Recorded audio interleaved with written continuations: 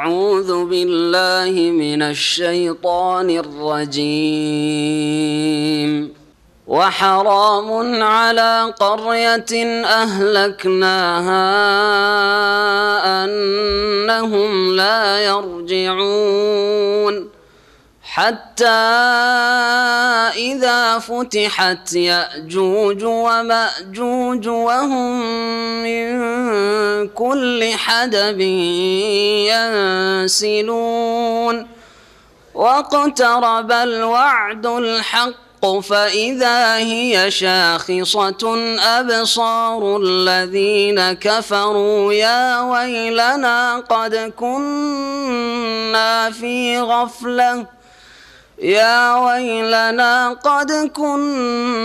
في غفلة من هذا بل كنا ظالمين إنكم وما تعبدون من دون الله حصب جهنم أنتم لها واردون لو كان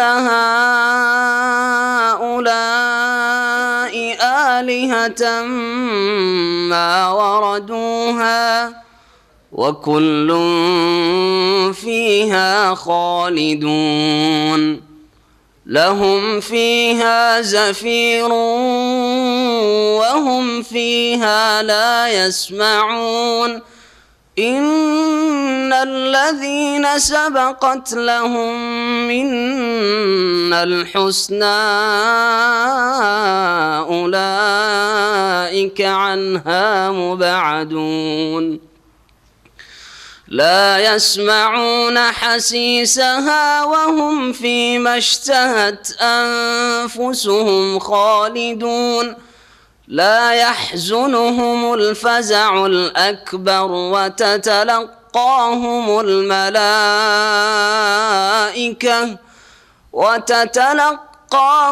الملائكة هذا يومكم الذي كنتم توعدون يوم نطوي السماء كطي السجل للكتب كما بدأنا أول خلق نعيده وعدا علينا إنا كنا فاعلين السلام عليكم ورحمة الله وبركاته الحمد لله رب العالمين والصلاة والسلام على سيد المرسلين نبينا محمد وعلى آله وصحبه أجمعين أما بعد আমাদের তাফসীর হবে আজকে সূরা আম্বিয়ার শেষ অংশের আয়াত নম্বর 95 থেকে আমরা তাফসীর শুরু করব।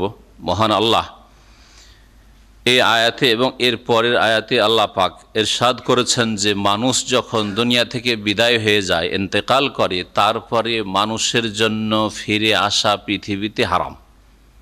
কোনো মানুষ ফিরে আসবে না। এখানে গিয়ে গত সপ্তাহে আমরা থেমেছিলাম। কতদিন পর্যন্ত এই অবস্থায় থাকবে? বারজাখী জীবনে, কবরের জীবনে, পরকাল, আখেরাত মানে পুনরুত্থান, হাসরের মাঠ, বিচার দিবস, আর এই দুনিয়ার মাঝের যে সময়টা, এই সময়কে বারজাখী জীবন বলা হয়।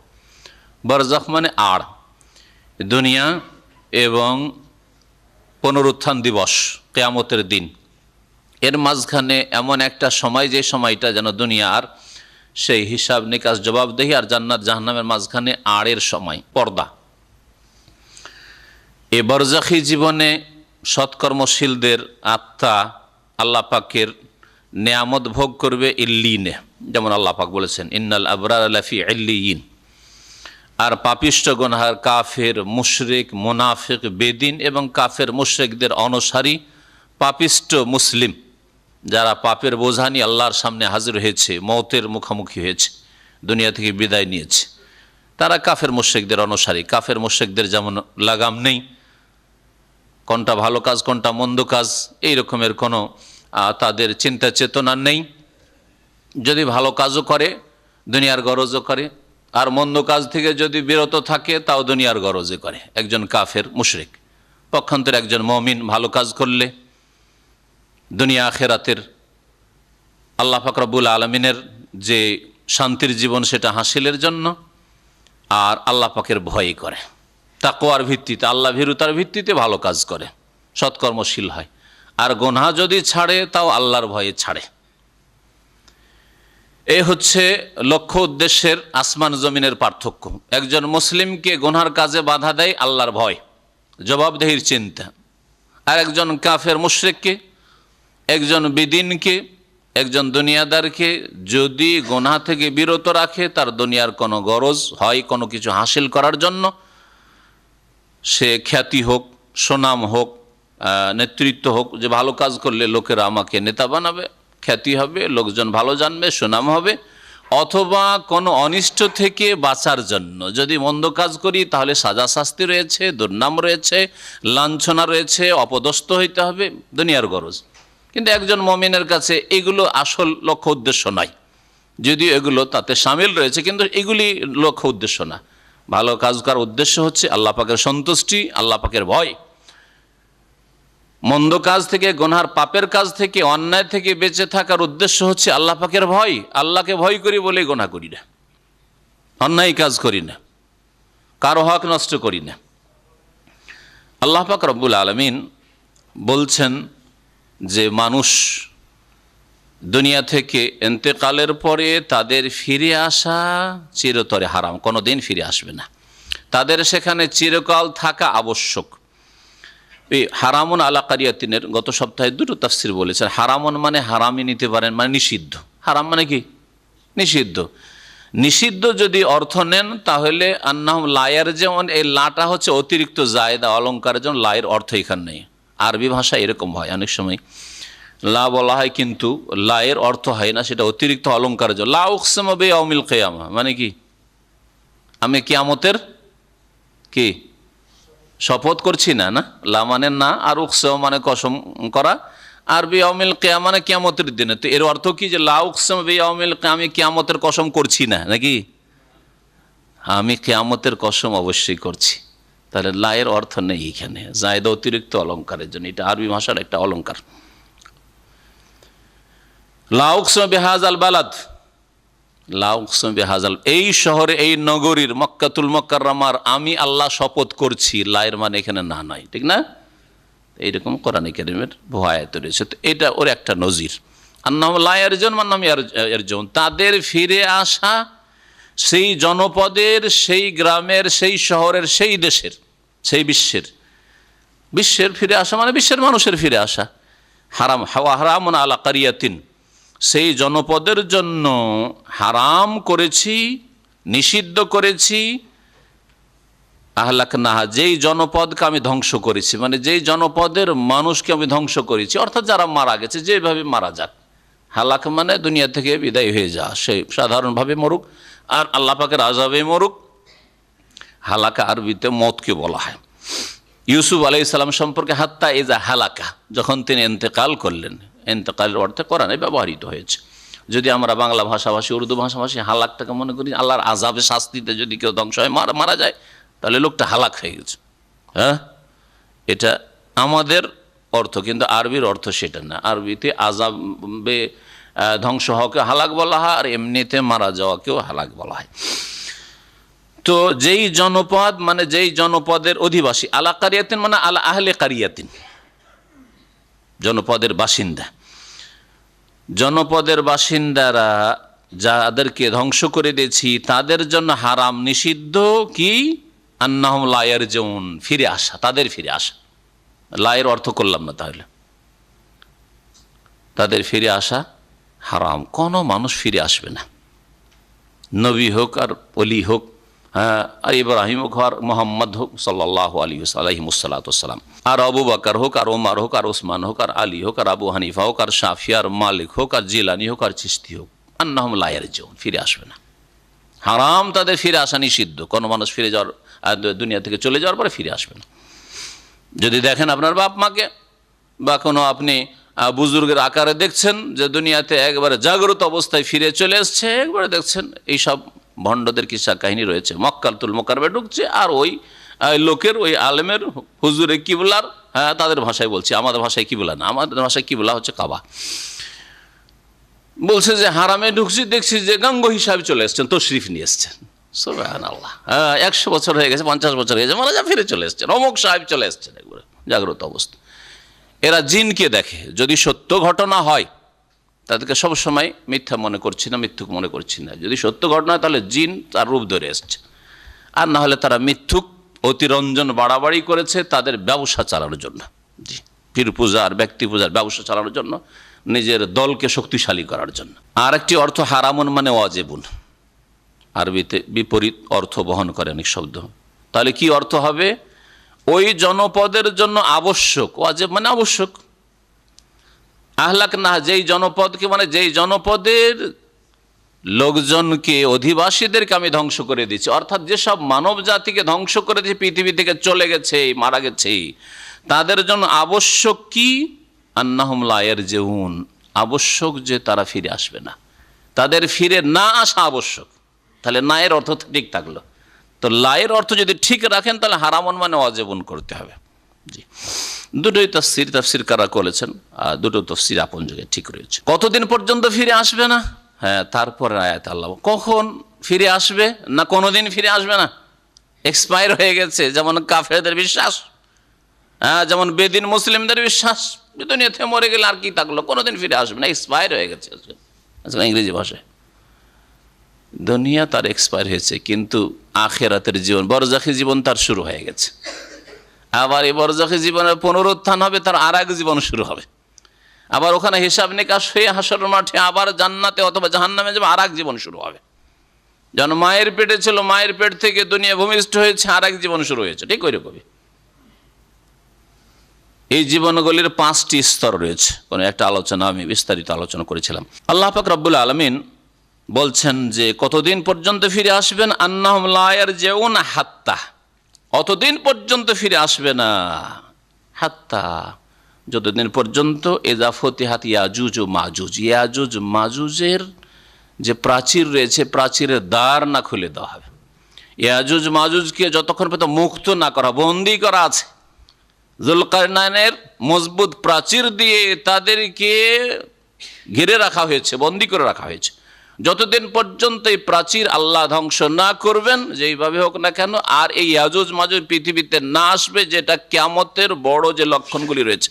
বলতে পারেন কেউ যে কিয়ামতের বড় লক্ষণ, আশরাতু আলামাতে কুবরা, বড় বড় লক্ষণ কয়টি রয়েছে? হ্যাঁ, হাত্তা তার আশরা আয়াতিন, 10টি, হ্যাঁ, কিয়ামতের আলামত বা কিয়ামতের নিদর্শন। নবী করিম সাল্লাল্লাহু আলাইহি ওয়াসাল্লাম হাদিস রয়েছে, বড় নিদর্শন এগুলি। আর হাজার হাজার নিদর্শন রয়েছে আলামাতে সুগরা, ছোট ছোট নিদর্শন। তো আল্লাহ পাক রব্বুল আলামিন বলছেন যে যখন হাত্তা, এমন কি ইযা ফুতিহাত ইয়াজুজ ও মাজুজ, যখন ইয়াজুজ মাজুজের প্রাচীরের দরজা খুলে দেওয়া হবে, বা ইয়াজুজ মাজুজকে ফুতিহাত মানে মুক্ত করে দেওয়া হবে, বন্দী করা আছে, মুক্ত করে দেওয়া হবে, ছেড়ে দেওয়া হবে। ওয়াহুম মিন কুল্লি হাদাবিন ইয়ানসিলুন, তখন এই ইয়াজুজ মাজুজ জাতি প্রত্যেক উঁচু স্থান থেকে, হাদাব মানে উঁচু স্থান, পাহাড় পর্বত যে কোনো উঁচু স্থান, উঁচু স্থান থেকে ইয়ানসিলুন ছুটে আসবে। নাসালা ইয়ানসিলু মানে দৌড় দিয়ে আসা, ছুটে আসা, ছুটে আসবে, তারা দ্রুত বেগে ছুটে আসবে, এমনভাবে ছুটে আসবে আর পৃথিবীর কোনো কিছু রাখবে না। বড় বড় নদী নালার পানিকে শুকিয়ে দেবে পানি পান করে। বহেরা তাবরিয়া, নবী সাল্লাল্লাহু আলাইহি ওয়াসাল্লাম হাদিসে রয়েছে, বহেরা হচ্ছে উপসাগর, বাহার, তো বহেরা তার পানিকে পান করে শুকিয়ে দিবে। কত তাদের সংখ্যা রয়েছে, অসংখ্য ইয়াজুজ মাজুজ রয়েছে, আর কত তার রাক্ষস জাত। তাফসীরকাররা লিখেছেন যে এদের সামনে হাতি পড়বে, হিংস্র পশু পড়বে, বড় বড় জীবজন্তু পড়বে, সবকে গিলে খাবে, শেষ করবে, আর সমস্ত মানুষকে খুন করবে, ধ্বংস করবে, ধ্বংস করে দেবে। এত বড় বিশাল বিপর্যয় নেমে আসবে পৃথিবীতে, ফিতনা ফাসাদ সৃষ্টি হবে, ইয়াজুজ মাজুজের ফিতনায় অশান্তির শেষ থাকবে না। সেই সময় আল্লাহ পাক রব্বুল আলামিন ঈসা আলাইহিস সালামকে নামাবেন, ইমাম মাহদি আসবে, আর ঈসা আলাইহিস সালাম বদদুয়া দেবেন, ইয়াজুজ মাজুজ হবে, ইয়াজুজ মাজুজ ধ্বংস হবে। ইয়াজুজ মাজুজ সম্পর্কে অনেক লম্বা লম্বা হাদিস রয়েছে, যা আজকে বললে তাফসীর আমাদের শেষ হবে না, এজন্য সংক্ষেপে এতটাই বললাম। ইয়াজুজ মাজুজ সম্পর্কে অতিরিক্ত জানার জন্য কোরআনে কারীমের আলোকে এখানে আয়াত রয়েছে, আয়াত নম্বর কত? 96 বলা হয়েছে। আর কোন সূরায় রয়েছে? সূরাতুল কাহফ, সূরায়ে কাহফে রয়েছে। প্রতি জুমায় পড়ছেন ইন্না ইয়াজুজ ওয়া মাজুজ মুফসিদুনা ফিল আরদ, নিশ্চয়ই ইয়াজুজ মাজুজ, ওখানে ইয়াজুজ মাজুজ মুফসিদুনা ফিল আরদ, পৃথিবীতে ফিতনা ফাসাদ সৃষ্টি করে দিয়েছে, বিশৃঙ্খলা সৃষ্টি করে দিয়েছে, অশান্তি করে দিয়েছে। ফাহাল নাজআল লাকা খারাজান আলা আন তাজআলা বাইনানা ওয়া বাইনাহুম সাদ্দা। যুলকারনাইনের কাছে এলাকাবাসী যখন উত্তর পূর্ব দিকে, সুদূর উত্তরাঞ্চল আর পূর্ব অঞ্চল বলা হয়েছে, উত্তর পূর্ব অঞ্চলে যখন পৌঁছে গেলেন যুলকারনাইন শাসক, সারা পৃথিবীর সেই যুগের জনবস্তি যতদূর পর্যন্ত ছিল তার রাজত্ব পৌঁছেছে। জিহাদ ফি সাবিলিল্লাহ করতে করতে পশ্চিম দিকে পৌঁছে গেলেন, জিহাদ ফি সাবিলিল্লাহ করতে করতে গিয়ে পূর্বে পৌঁছলেন, প্রথম পূর্বে পৌঁছলেন, তারপরে মাতলে আশামসে হাত্তা ইজাবালা মাগরিব আশামসে পশ্চিম দিকে আটলান্টিকের পরে আমেরিকার তখন গন্ধ ছিল না, ফলে আটলান্টিক পর্যন্ত পৌঁছিলেন। পূর্ব দিকে যতদূর পৌঁছিলেন, উত্তর দিকে গেলেন। দক্ষিণ দিকের কথা কোরআনে কিনে বলা হয়নি, কারণ দক্ষিণ দিকে সাগর রয়েছে, কোনো জনবস্তি ছিল না, ইয়ামানের পর আর কোনো জনবস্তি নেই, তাই না? এইরকম আফ্রিকার পর কিছু আমরা পারিশ্রমিক দেব, পয়সা দেব, কিন্তু আলা আনতাজ আলা বাইনানা বাইনাহুম সাদ্দা, একটা প্রাচীর, মজবুত প্রাচীর তৈরি করে দেন। আপনি তো শক্তিশালী শাসক আর সারা পৃথিবীতে বিজয় লাভ করেছেন আমাদের মাঝে, আর এই ফিতনা ফাসাদি ইয়াজুজ মাজুজ জাতির মাঝে একটা মজবুত প্রাচীর দাঁড় করে দেন। যা ঘটনা লম্বা রয়েছে, সূরা কাহফের তফসির আমাদের এই গত কয়েক মাস আগে বা বছরখানেক আগে হয়েছে। আর এই তফসির, এই সূরাগুলি যদিও এর আগে রয়েছে, আমরা তো উল্টো দিক থেকে তফসির করে আসছি, কিন্তু আমাদের বেশ কিছু ভাইয়ের তলব ছিল যে সূরা কাহফ এই তফসির করে দেন। সূরা কাহফের তফসির থেকে শুরু করে মারিয়াম, তাহা, এই সূরাগুলি তফসির করা আছে। এই জন্য এই সূরা আম্বিয়া শেষ হলে আমরা সূরাতুল ইসরা বনি ইসরাঈল আমরা চলে যাব। সূরা কাহফে তাহলে উল্লেখ করা হয়েছে কার কথা বললাম? ইয়াজুজ মাজুজের কথা এই সূরা আম্বিয়ার এই আয়াতের পরে। সূরা কাহফের আয়াত নম্বর 94 থেকে 99 পর্যন্ত এই আয়াতগুলিতে দেখেন, এই আয়াতগুলি তাফসীর। আল্লাহ পাক রব্বুল আলামিন বলছেন কিয়ামত সম্পর্কে, ওয়াক্তারাবাল ওয়াদুল হক, নিকটবর্তী হয়ে যাবে আল ওয়াদুল হক, চিরসত্য প্রতিশ্রুতি। হক মানে সত্য, আর ওয়াদ মানে প্রতিশ্রুতি, ওয়াদা। আর ওয়াক্তারাবা মানে নিকটবর্তী হয়ে যাওয়া। যদিও অতীতকাল উল্লেখ করা হয়েছে, কিন্তু এর অর্থ হচ্ছে ভবিষ্যৎকাল। হ্যাঁ, আর কোরআনের ভাষা এরকম অনেক জায়গায় রয়েছে। কাদ আফলাহাল মুমিনুন, আফলাহা হচ্ছে মাজি মানে অতীতকাল, তাই না? তো কাদ আফলাহাল মুমিনুনের অর্থ হয় যে মুমিনরা সফল কাম অলরেডি হয়ে গেছে না হবে, নিশ্চিত হবে। যেই কথা কাজটি নিশ্চিত, যাতে কোনো সন্দেহ নেই, এই রকম কথাকে মাজি দিয়ে, অতীতকাল দিয়ে আল্লাহ পাক কোরআনে কারিমে বর্ণনা করেছেন।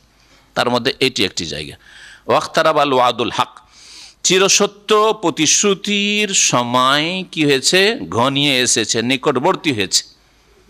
কারোবা থেকে ইখতারাবা বা ইফতিয়াল ফায়দা হেয়া। ওয়াক্তারাবাল ওয়াদুল হক, চিরসত্য প্রতিশ্রুতির সময় ঘনিয়ে আসবে বললাম, ভবিষ্যতের অর্থ করেন। যখন ঘনিয়ে আসবে বা ঘনিয়ে আসলে কি হবে? ফায়দা হিয়া শাখিসাতুন আবসারুল্লাযিনা কাফারু, যারা কাফের তাদের দৃষ্টি তখন স্থির হয়ে যাবে ভয়ে ভীতিতে। দৃষ্টি স্থির হয়ে যাওয়া মানে থমকে যাওয়া। থমকে যাওয়ার ভাষার ব্যবহার করেন। হঠাৎ করে একটা যদি বিকট শব্দ হয়, একটু চোখের পলক মারছেন না, ভয় হয় না এরকম? তো যেই দিন সত্য ওয়াদা কিয়ামতের সময় চলে আসবে, এই ওয়াদুল হক সত্য ওয়াদার একটি তাফসীর হচ্ছে কিয়ামতের দিন, অর্থাৎ সিংগাই ফুঁক। যেই দিন ইসরাফিল আলাইহিস সালাম সিংগাই ফুঁক দিবেন, সেই দিন মানুষ হতভম্ব হয়ে তাদের দৃষ্টি শক্তি কি হয়ে যাবে? চক্ষু স্থির হয়ে যাবে, হাই কি হলো এরকম করবে। আর কেউ কেউ বলেছেন যে এখানে আল ওয়াদুল হক সত্য ওয়াদা মানে হচ্ছে মৌত। প্রত্যেক মানুষের মৃত্যুর দিন ভাবতেই পারেনি যে আজকে মৌত চলে আসবে। আপনি কি ভেবেছেন যে আজকে মরে যাবেন? আমি কি ভেবেছি যে এখনই মৌত চলে আসতে পারে? হঠাৎ যখন মৌত চলে আসবে, কি হলো করছে না? সুবহানাল্লাহ। যতক্ষণ হুঁশ আছে কত যে কল্পনা তার মনে জাগছে, হায় আমার স্ত্রী গেল, ছেলে মেয়ে গেল, হ্যাঁ, আমি সব কিছু ভোগ বিলাস গেল, টাকা পয়সা গেল, কত লোকের কাছে পাওনা দাওনা, চাকরি গেল, সব গেল, সব গেল। তাহলে মৌতকে বোঝানো হয়েছে, কেউ কেউ বলেছেন দুটোই তাফসীর হইতে পারে। এই দুটো সময় মানুষ হতভম্ব হয়ে যাবে, মানুষের চক্ষু স্থির হয়ে যাবে ভয়ে ভীত হয়ে। বিশেষ করে কাফির মৌতের সময় আল্লাহ পাকের আযাব শাস্তির ফেরেশতাদেরকে অবলোকন করে নিয়েছে, দেখে নিয়েছে, দেখতে পাচ্ছে আযাবের ফেরেশতারা, আর সংশোধনের দরজা, তওবার দরজা বন্ধ হয়ে গেছে, ভয়ে অস্থির হয়ে হতভম্ব হয়ে গেছে। সিংহায় যেদিন ফুঁক দেওয়া হবে, সেই দিন যেসব মানুষরা বেঁচে ছিল, কি হলো, মাঠে ঘাটে সকালবেলা বেরোচ্ছিল, সিংহাই ফুঁক, পশ্চিম দিক থেকে সূর্য উঠে গেছে, সুবহানাল্লাহ, অস্থির হয়ে যাবে, চোখ হতভম্ব হয়ে স্থির হয়ে যাবে তাদের। যেসব লোকেদের পুনরুত্থান হবে, কবর থেকে মরে উঠবে, তাদের কথাও নেন, তাদের ক্ষেত্রে এটা প্রযোজ্য, কবর থেকে উঠবে হতভম্ব, কি হইল, কি হবে, কি হবে, কোথায় যেতে হবে, সবাই যেদিকে ছুটবে। হ্যাঁ, এখন সবকে হাসর হইতে হবে, একত্রিত হইতে হবে, সবাই বিচার দিবসে হাজির হবে। বিশেষ করে কাফির, যেহেতু তারা বেআমল, না ঈমান না নেক আমল, পাপের বোঝা নিয়ে হাজির হয়েছে, সুতরাং তাদের চক্ষু স্থির হয়ে পড়বে, ইয়া ওয়াইলানা, আর বলে হাই সর্বনাশ, ওয়াইল মানে সর্বনাশ, ধ্বংস, হাই দুর্ভোগ, হাই আমাদের দুর্ভোগ, কাদ কুন্না ফি গাফলাতিন মিন হাযা। এই সত্য ওয়াদা, মওতের সময় আল্লাহর আযাব শুরু হয়ে যাবে, মানুষের কাজকর্ম বন্ধ হয়ে যাবে, কর্মক্ষেত্র শেষ, এখন জবাব দিতে হবে, আসামির কাঠগড়ায় দাঁড়াইতে হবে, এতে থেকে আমরা উদাসীন ছিলাম, গাফিল ছিলাম, কাদ কুন্না ফি গাফলাতিন মিন হাযা। যখন কবর থেকে উঠবে, হাই কিয়ামতের দিবস থেকে, মহাবিচার দিবস থেকে গাফিলতিতে ছিলাম, কাদ কুন্না ফি গাফলাতিন মিন হাযা বাল কুন্না যালিমিন। আর শুধু উদাসীন ছিলাম না, বরং আমরা বড় জালেম, অন্যায়কারী ছিলাম, আল্লাহর হকের ক্ষেত্রে জুলুম করেছি, রাসূলের প্রাপ্যের ক্ষেত্রে জুলুম করেছি, মানুষের অধিকারের ক্ষেত্রে জুলুম করেছি, বরং আমরা জালেম ছিলাম। আসলে আল্লাহ বোধ শক্তি দিয়েছিলেন, বিবেক বিবেচনার শক্তি দিয়েছিলেন, দুনিয়া অনেক বুঝতাম, সায়েন্স টেকনোলজি অনেক বুঝতাম, দুনিয়ার অনেক পড়া পড়েছিলাম, কিন্তু আখেরাত সম্পর্কে কখনো চিন্তা করিনি। 60 বছর 70 বছর আজকাল অধিকাংশ মুসলিমদের জীবন চলে যাচ্ছে, কেটে যাচ্ছে, দুনিয়ার কত কি চিন্তা করেছে, বিদেশে যাব, এই করব, এই করব, কে ব্যবসা করব, কে চাকরি করব, এই করব, সেই করব, বিবাহ করব, শাদী করব, ঘর করব, বাড়ি করব, নারী করব, অনেক কিছুই চিন্তা করেছে, উন্নতি করব, অনিষ্ট থেকে বাঁচবো, সব চিন্তা করেছে, একমাত্র ওহমানিল আখিরাতহুম গাফিলুন, পরকাল থেকে উদাসীন হয়েছিল, কখনো চিন্তা করেনি। আজকে যেসব মুসলিমদের জীবনটা এমন কেটে যাচ্ছে, 60 বছর 70 বছরের জীবন চলে গেল, কখনো চিন্তা করলো না যে কেন আসলাম, আর কোথায় যাচ্ছি, কোথায় যাব, কোনখানে হাজির হব, এরপরে কি হবে, মওতের পরে কি আছে, কোনো চিন্তা করলো না, সে কি আবার মুসলিম? এটা হচ্ছে ঈমান ভঙ্গকারী বিষয়। 10টি প্রসিদ্ধ যে ইসলাম ভঙ্গকারী বিষয় রয়েছে, তার মধ্যে একটি হচ্ছে যে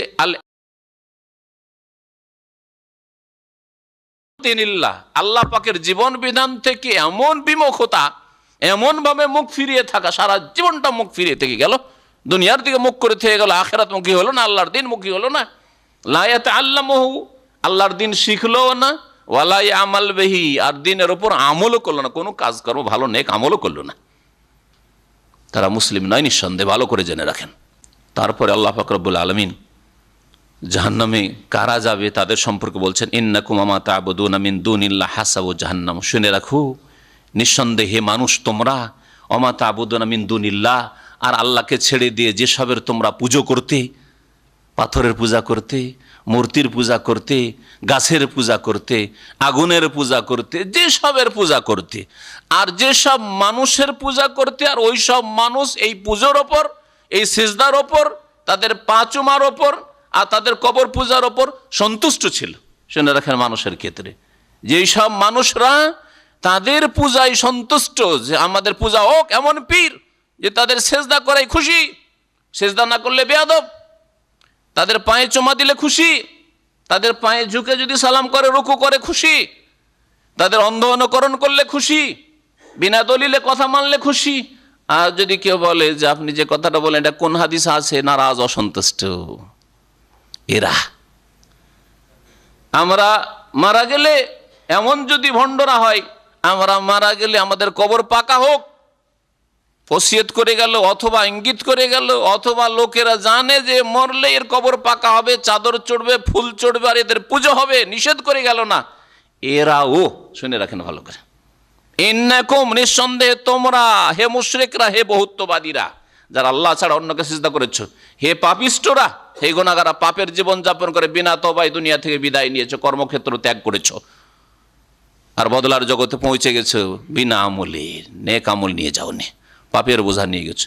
ওমা তা'বুদুনা মিন দুনিল্লাহ, আর আল্লাহকে বাদ দিয়ে যেসবের তোমরা পূজা করতে, হাসাবু জাহান্নাম, তোমরা সকলে, অর্থাৎ যারা পূজারী, যারা পূজা করেছে আর যাদের পূজা করা হয়েছে, যারা উপাসনা করেছে, শিরকি উপাসনা, শিরকি জীবনযাপন করেছে, কুফরির জীবনযাপন করেছে, মানবরচিত বিধানে বিশ্বাসী হয়েছে, আর যারা মানব রচিত বিধানের বাস্তবায়ন করেছে আর ওরা রচনা করেছে, সকলে এরা কি হবে? হাসাব ও জাহান্নাম, জাহান্নামের ইন্ধন হবে।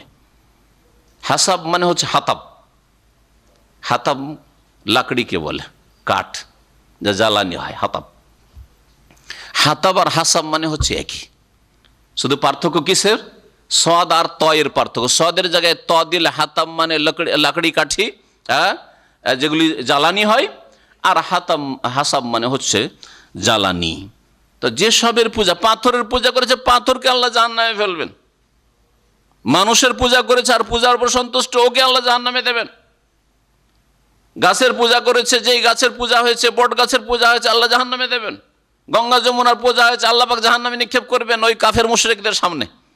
কবর মাজারে পূজা করা হয়েছে, আর ওই মাজারে যে শায়িত, সে তার উপর সন্তুষ্ট ছিল, ওই মাজার সহ আল্লাহ জাহান্নামে দেবেন তাদের চোখের সামনে। যেটা কত তোমাদের মাজার, যেই মাজারের পূজা করতে, সেটাকে জাহান্নামে ফেললাম। হাসাবো জাহান্নাম, জাহান্নামের জ্বালানি হবে।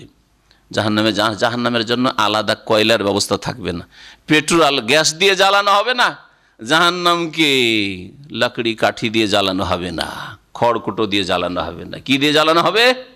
জাহান্নামের আগুনে জ্বালানি হবে মানুষ। ওয়াকুদুহান নাসু ওয়াল হিজারা, অন্য আয়াতে বলছে ইয়া আইয়ুহাল্লাযীনা আমানু কু আনফুসাকুম ওয়া আহলিকুম নারা ওয়াকুদুহান নাস ওয়াল হিজারা, তোমরা নিজেদেরকে আর নিজের পরিবার পরিজনকে, স্ত্রী ছেলে মেয়েদেরকে, নিজের আত্মীয় স্বজন আপনজনদেরকে জাহান্নামের আগুন থেকে বাঁচাবার চেষ্টা করো। ওয়াকুদুহান নাস, যার জ্বালানি হবে আন্নাস, মানব জাতি, ওই সব মানুষ, যেসব মানুষ পাপের জীবন যাপন করেছে, বিনা সংশোধনে দুনিয়া থেকে গেছে। ওয়াল হিজারা, আর পাথর জাহান্নামের জ্বালানি হবে। কোন পাথরগুলি?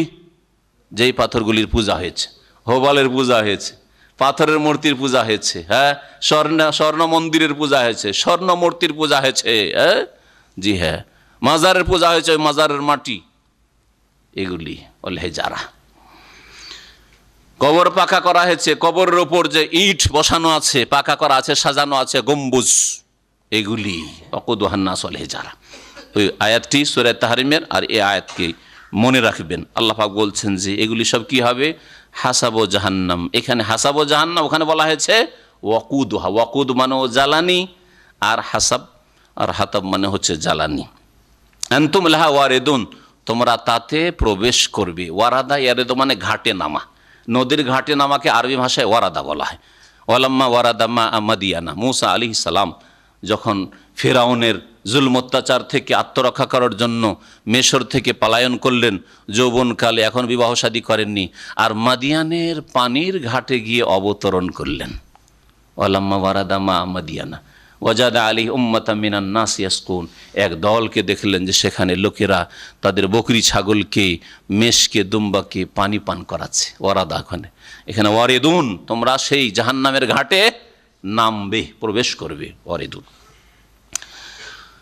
আল্লাহ পাক বলছেন লাউ কানা হাওলাই আলেহা, এরা যদি উপাস্য হতো, সত্য উপাস্য, এই দেবদেবীগুলি, মূর্তিগুলি যদি উপাস্য হতো, সত্যি এদের উপাসনা যদি আল্লাহ পাকের অনুমতিক্রমে হইতো, কবর মাজার পূজা যদি আল্লাহ পাকের অনুমতিক্রমে হইতো, পাথরের পূজা, নদীর পূজা, গাছের পূজা যদি আল্লাহর অনুমতিক্রমে হইতো, লাউকানা হাওলাই আলেহা, এরা যদি সত্যি সত্যি সত্য উপাস্য হইতো, মা ওয়ারা দুহা, আল্লাহ বলছেন তাহলে এরা কখনো জাহান্নামে প্রবেশ করতো না, জাহান্নামের ঘাটে নামতো না।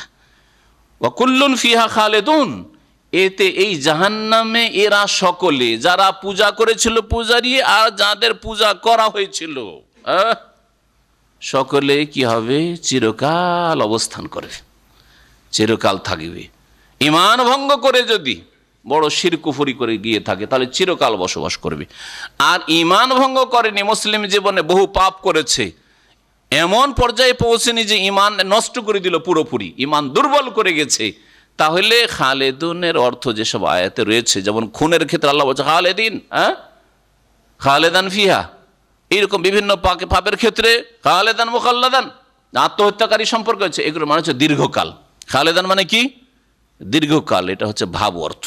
আর আমরা আমাদের বাকভঙ্গিমাতে এরকম কথা বলে থাকি।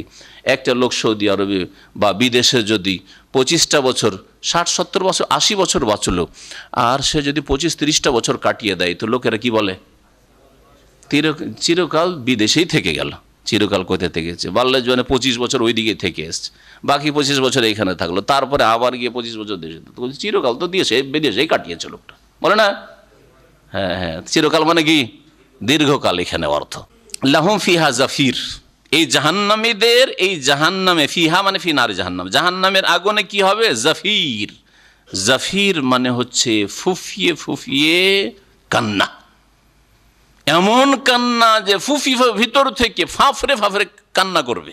জাফির, তাদের আর্তনাদ হবে, চিৎকার করবে, কিন্তু এত চিৎকার যে চিৎকারের কারণে অন্য কারো কোনো কথা শুনতে পাবে না। 10 জন লোক যদি এখানে হইচই করে কথা বলেন আর আমি প্রশ্নের উত্তর দিই, তো প্রশ্নের কি উত্তর দিচ্ছে কিছু শুনতে পাবেন?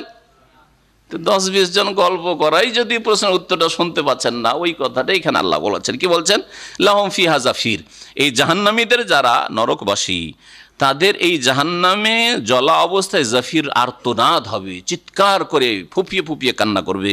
ওয়াহুম ফিহা লা ইয়াসমাউন, আর ওই জাহান্নামে এরা জ্বলা অবস্থায় কোনো অন্য কথা শুনতে পাবে না, কোনো কথা শুনতে পাবে না, এই হইচই আর চিৎকারে, আর্তনাদে। ইন্নাল্লাযিনা সাবাকাত লাহুম মিনাল হুসনা, তবে সৎকর্মশীল যারা। আল্লাহ পাক রব্বুল আলমিনের বাকভঙ্গিমা কোরআনে কারীম হচ্ছে, যখনই আল্লাহ জাহান্নামের কথা বলেছেন তখনই জান্নাতের কথা বলেছেন, যখনই জাহান্নামী পাপিষ্ঠদের কথা বলেছেন আর জাহান্নামের কথা বলেছেন, তখনই আল্লাহ পাক রব্বুল আলমিন নেক লোকদের কথা, সৎকর্মশীলদের কথা বলেছেন।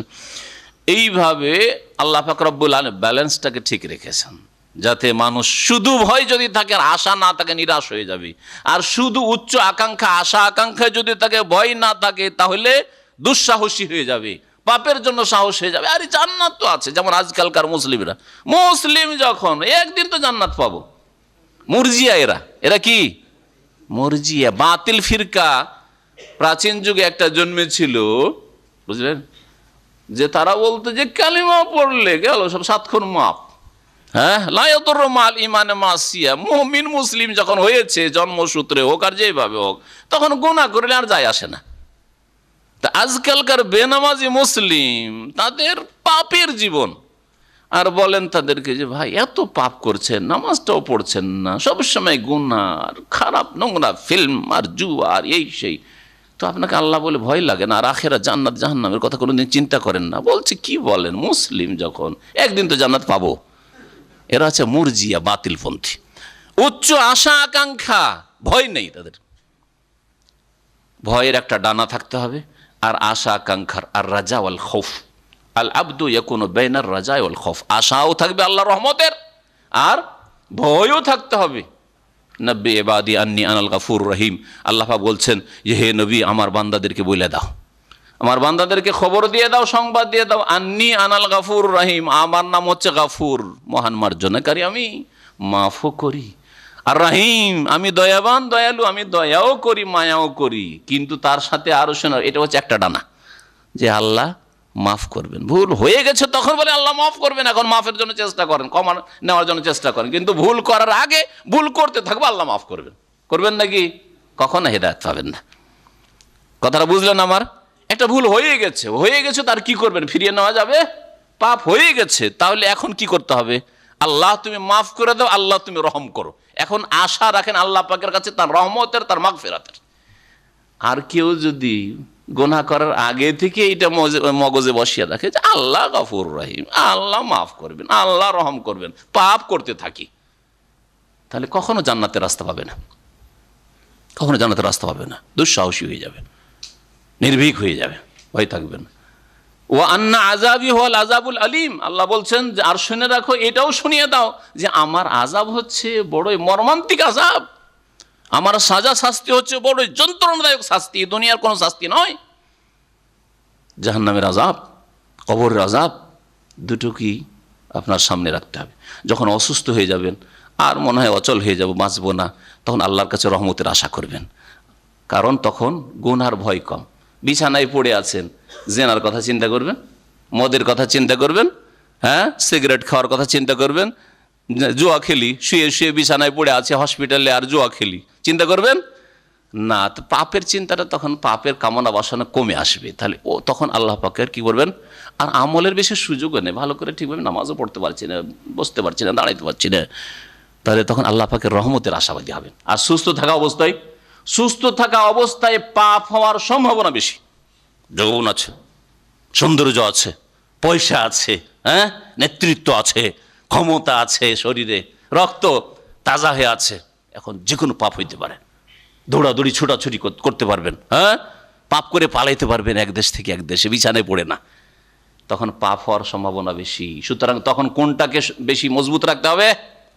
ভয়টাকে মজবুত রাখতে হবে যে আল্লাহ ধরে নেবেন, আজকে সুস্থ আছি, আল্লাহ বিছানায় ফেলে দিতে পারেন, আজকে বেঁচে আছি, আল্লাহ পাক আজকে মেরে দিতে পারেন, হ্যাঁ, আল্লাহ পাকের আযাব নেমে যেতে পারে। এক্ষুনি গাড়িতে চড়তে যাচ্ছি গোনা করে, বা এই গাড়িতে চড়ে গোনার জায়গায় যাব, আল্লাহ পাক দুর্ঘটনায় লিপ্ত করতে পারেন, এই গাড়িতেই মারা যেতে পারি, ধ্বংস হইতে পারি। এইগুলো যারা চিন্তা করবে তাদের দ্বারা গোনা হবে না।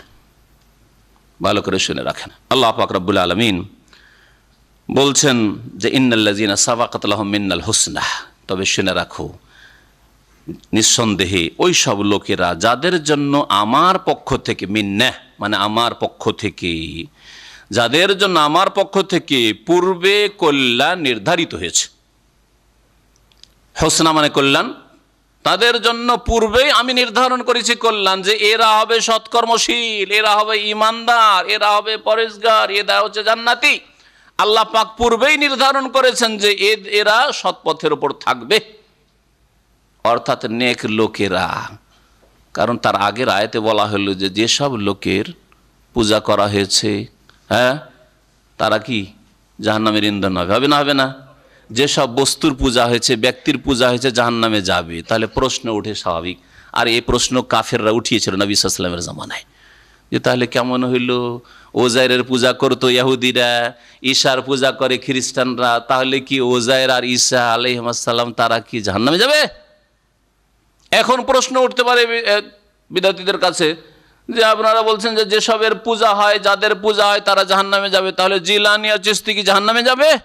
হ্যাঁ, কেউ যদি বলে মাদাদ ইয়া রাসূলুল্লাহ, রাসূলুল্লাহর কাছে সাহায্য চাই, তাহলে সে তো শিরক করলো। রাসূলুল্লাহ সাল্লাল্লাহু আলাইহি ওয়াসাল্লামের কাছে সাহায্য চাই, আল্লাহর কাছে চাওয়া তার জন্য ফরজ ছিল, তাহলে কি রাসূলুল্লাহ সাল্লাল্লাহু আলাইহি ওয়াসাল্লাম জাহান্নামে যাবেন? হ্যাঁ, এর উত্তর কি হবে? ঈসা আলাইহিস সালাম আল্লাহর পুত্র, ঈসা আলাইহিস সালামের কাছে খ্রিস্টানরা চেয়ে থাকে, হ্যাঁ, যে ঈসা আলাইহিস সালাম তাদের গুনাহ মুক্ত করার জন্য সে নিজের বলিদান করে দিয়েছে, হ্যাঁ, সে যে সুলিতে চড়েছে এর মাধ্যমে খ্রিস্টানদের নাকি গুনাহ সব কাফারা হয়ে গেছে। তাহলে যদি এই ভ্রান্ত ধারণা থাকে তো পাপ করবে না কেন, জেনা করবে না কেন, মদ খাবে না কেন পানির চাইতে বেশি, তাই না? সারা জীবন মদে ডুবে থাকে, বলে ঈসা আলাইহিস সালাম আমাদের, জিসাস ক্রাইস্ট কি করেছেন, আমাদের জন্য কাফারা স্বরূপ নিজের জান দিয়ে দিয়েছেন। পাপ করতে থাকবে, তাই না? খুন করতে থাকবে, জুলুম অত্যাচার করতে থাকবে, এক এক দেশকে, দেশের পর দেশকে গিলে খেয়ে নেবে, বলবে ঈসা আলাইহিস সালাম সব কাফারা দিয়ে দিয়েছে। পাপ করবে না? করবে না? কিন্তু একজন মুসলিম না, আমার গুনহার বোঝা আমাকে উঠাইতে হবে, আমার পাপের বোঝা আমাকে উঠাইতে হবে, আমি অন্যায় করবে জবাবদেহি আমাকে করতে হবে, আমার কাফারা কেউ হবে না, আমার ওসিলা, আমার ঈমান আর আমল কোনো ব্যক্তি নয়, কোনো ব্যক্তির ওসিলা দিয়ে আমি পার হইতে পারবো না। এতে জীবনের সংশোধন হয়ে যাবে।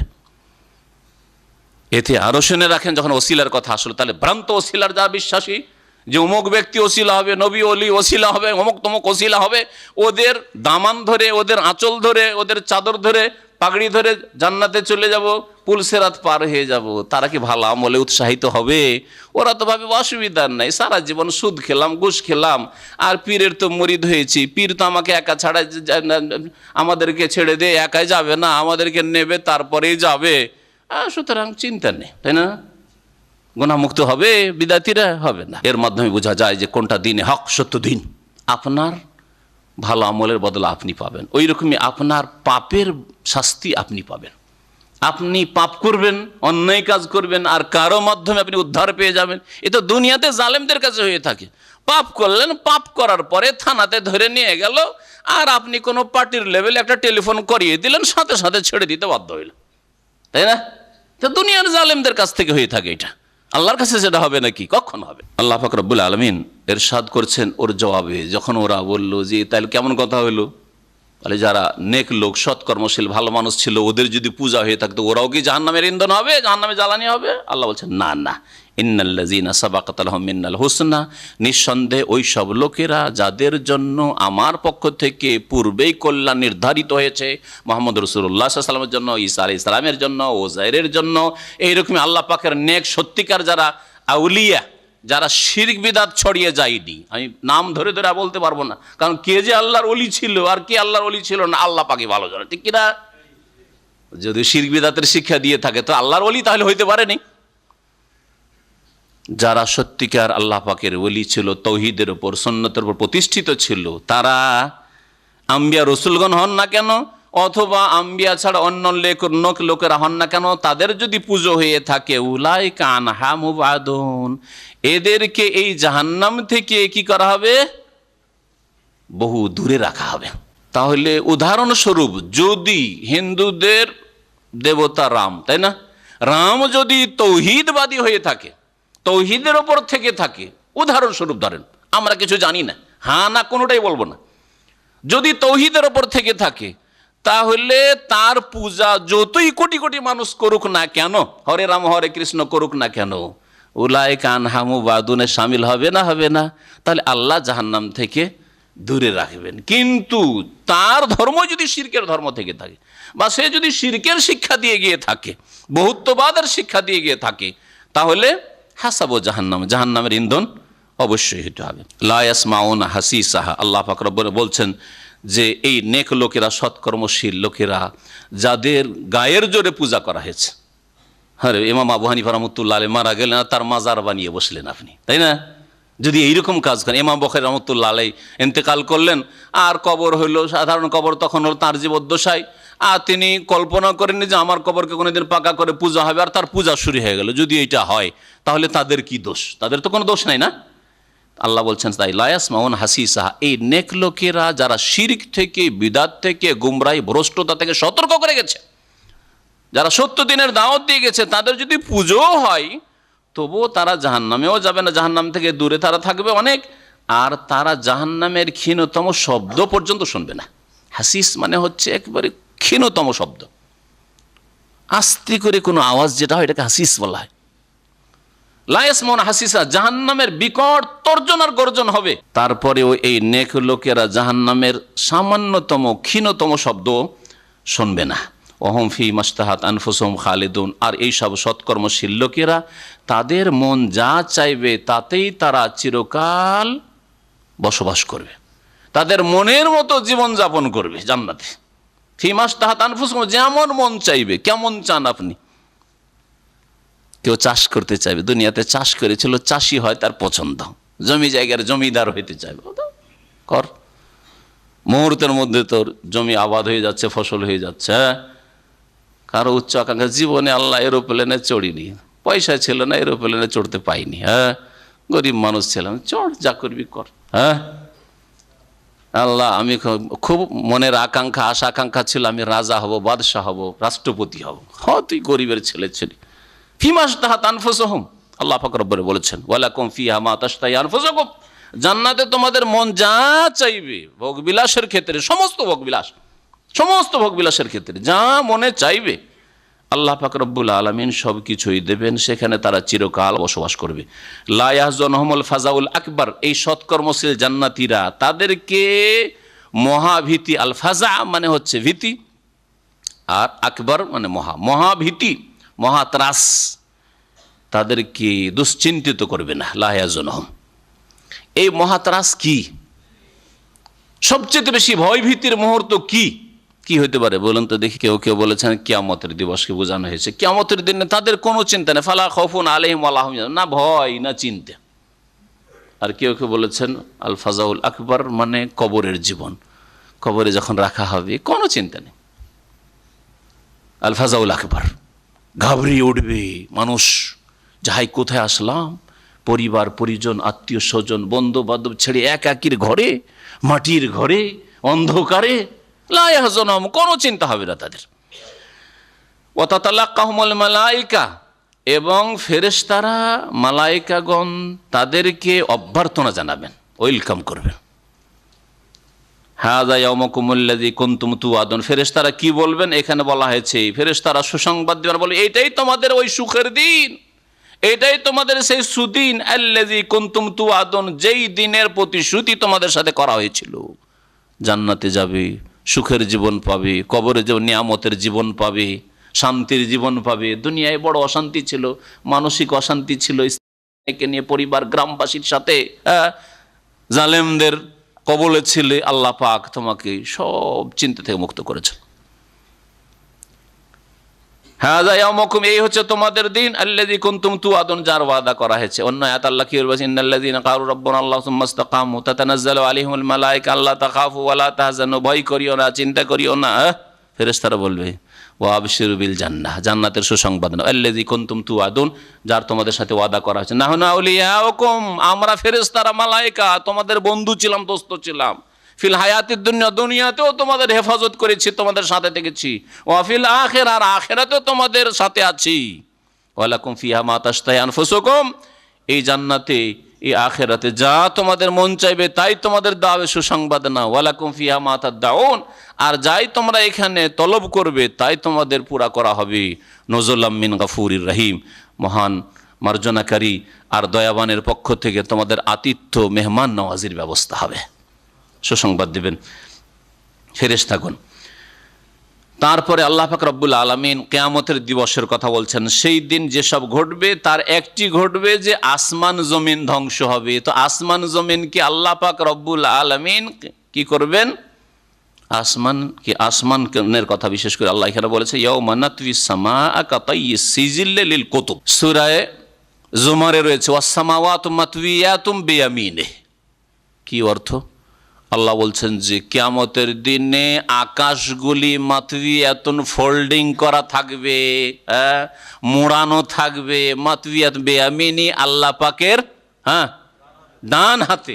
আল্লাহ পাক ডান হাতে 7 আকাশকে মুড়িয়ে নেবেন আর বলবেন আনাল মালিক, আমি হচ্ছে একমাত্র অধিপতি মালিক। আইনাল জাব্বারুন, দুনিয়ার জালেম নেতারা কোথায়, জালেম শাসকরা কোথায়?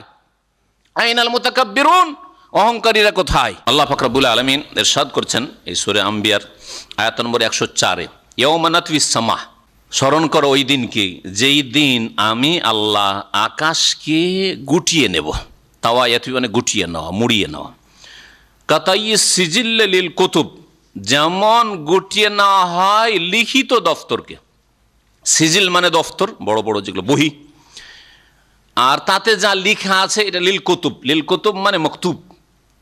তাফসীরকাররা বলছেন মানে যা লিখা রয়েছে, লিখা সহ দফতর খুলে লেখালেখি করছিল রেজিস্ট্রার বা লেখক, ক্লার্ক, আর লিখে মুড়িয়ে রেখে দিল। এই তো মুড়িয়ে শুধু একটা মোড়ান দিয়ে রাখা, এটা হচ্ছে এক মোড়ান দিয়ে রাখা। আর আল্লাহ পাক রব্বুল একটা ভাঁজ দিলেন। আর আল্লাহ পাক আসমানকে যে কত ভাঁজ দিবেন, ভাঁজ দিয়ে আল্লাহ পাক রব্বুল নিজ হাতে গুটিয়ে নেবেন, মুড়িয়ে নেবেন। মহান আল্লাহ ইরশাদ করেন ইয়াউমা নাতউইস সামা, সেই দিন কিয়ামতের দিবসে আমি আল্লাহ আকাশকে গুটিয়ে নেব। কাতাইয়িস সিজিল্লি লিল কুতুব, যেমন দফতর, লিখিত দফতরকে গুটিয়ে নেওয়া হয়, মানুষ গুটিয়ে নেই। কামা বাদানা আউয়ালা খালকিন নুঈদুহু, আর যেমনভাবে প্রথমবার আমি সৃষ্টির সূচনা করেছিলাম। বাদা মানে সূচনা করা, শুরু করা। যেমন প্রথমবার আমি সৃষ্টি শুরু করেছিলাম, অর্থাৎ প্রথম মানুষকে সৃষ্টি করা হয়েছে বস্ত্রহীন করে। শরীরে কাপড় ছিল? আদম আলাইহিস সালামকে যখন সৃষ্টি করেন শরীরে কাপড় ছিল? হ্যাঁ। তারপর আল্লাহ পাক জান্নাতের কাপড় দিলেন, তাই না? আদম আলাইহিস সালামকে যখন জান্নাত থেকে নামিয়ে দেওয়া হইলো তখন জান্নাতের কাপড় তো ছিনিয়ে দেওয়া হইলো, খুলে গেল, তো কি করলেন? ফাতাফিকা ইয়াকসিফানি আলাইহিম মিন ওয়ারাকিল জান্নাহ, আদম আর হাওয়া আলাইহিম আসসালাম গাছের পাতা ছেড়ে ছেড়ে। মানুষের প্রকৃতির স্বভাবে লজ্জা রাখা আছে।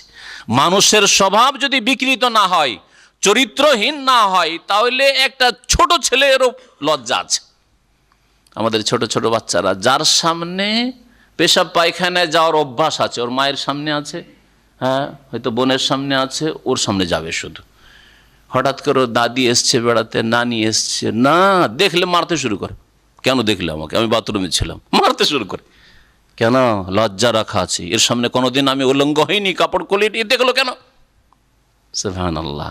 কিন্তু আজকাল স্কুল কলেজ ইউনিভার্সিটির হ্যাঁ এই দুনিয়ার শিক্ষা, দিনবিহীন দুনিয়ার শিক্ষা দিতে গিয়ে এমনভাবে নারীরা পুরুষদের মধ্যে লজ্জা রাখা আছে প্রাকৃতিকভাবে, কিন্তু মহিলাদের লজ্জা আরও বেশি।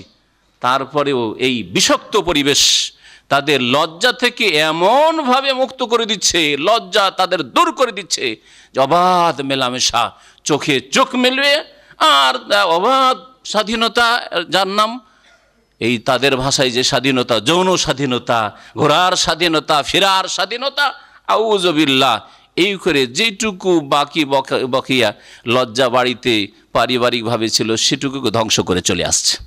আল্লাহ পাক যেন আমাদেরকে ইসলামিক কাঠামোতে শিক্ষার ব্যবস্থা করার তৌফিক দান করেন।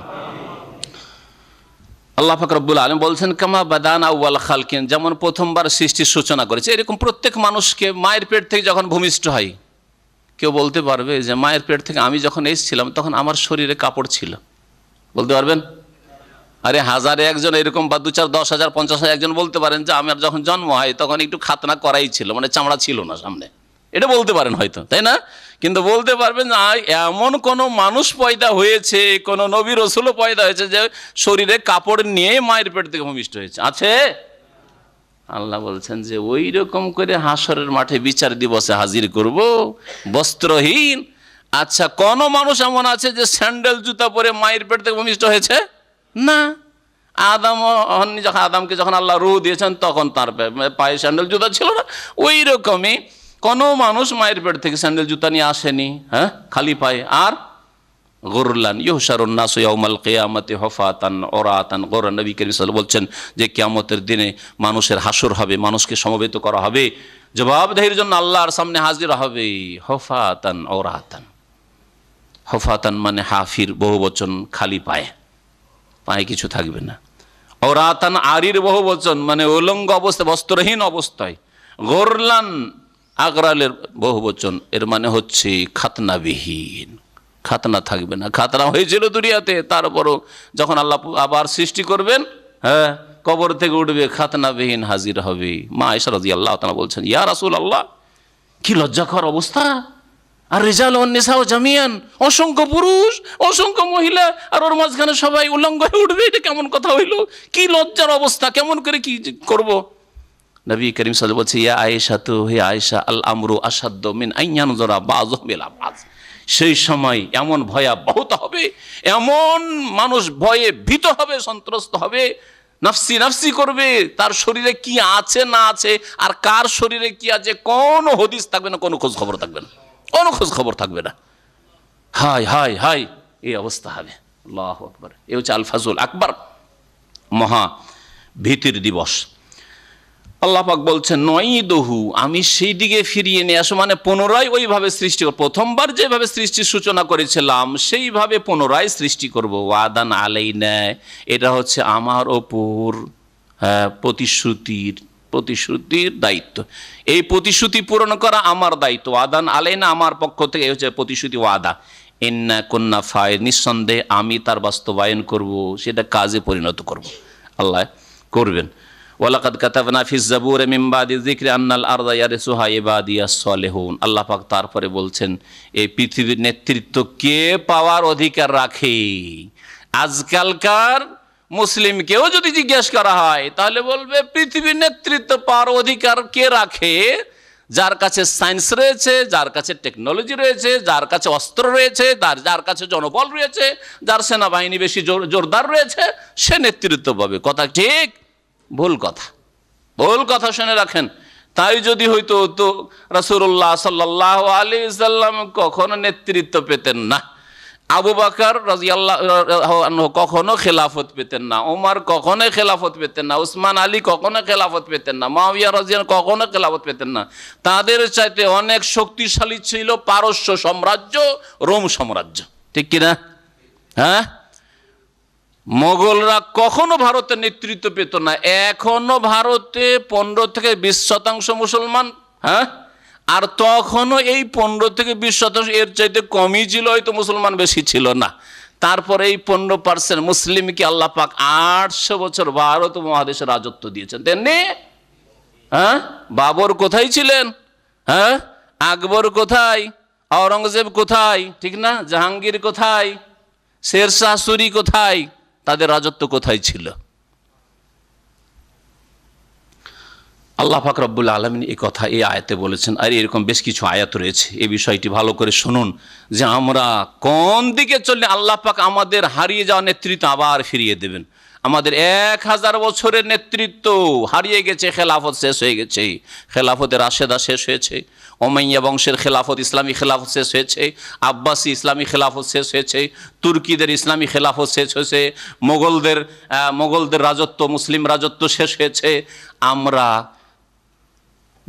ব্রিটিশদের, ইংরেজদের গোলামি করেছি 200-250 বছর ধরে, আর তারপরে এখনও গোলামিরই জীবনযাপন করছে। যদিও ক্ষুদ্র ক্ষুদ্র কিছু দেশ পেয়েছে হয়তো মুসলিমরা, কিন্তু মানসিক আর সার্বিক দিক থেকে গোলামি ছাড়া আর কিছু আমরা পাইনি। কেন? কেন? আল্লাহ পাক রব্বুল আলামিন বলছেন, ওয়ালাকাদ কাতাবনা ফিজ জাবুর মিন বাদি যিকর, নিঃসন্দেহে আমি লিখে রেখেছি। আল্লাহ বলছে লিখে রেখেছি। আল্লাহ লিখে রাখা দুই রকম, একটা হচ্ছে শরীয়তি লিখে রাখা, কিতাবা শারঈয়া, মানে আল্লাহ পাক তার নাযিলকৃত কিতাবগুলিতে লিখে দিয়েছেন, তাওরাতে, জবুরে, হ্যাঁ, ইনজিলে, কোরআনে আল্লাহ লিখে দিয়েছেন, লিখা আছে না?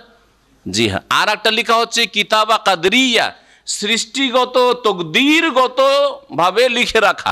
আল্লাহ পাক ভাগ্যে নির্ধারণ করেছেন। যেমন আমরা বলি এটা আমার ভাগ্যের লিখনি, বলি না? তা লিখনি শব্দের ব্যবহার করছি, কোনো জায়গায় লিখা না, ভাগ্যের লিখনি। আল্লাহ পাক ভাগ্যে নির্ধারণ করেছেন।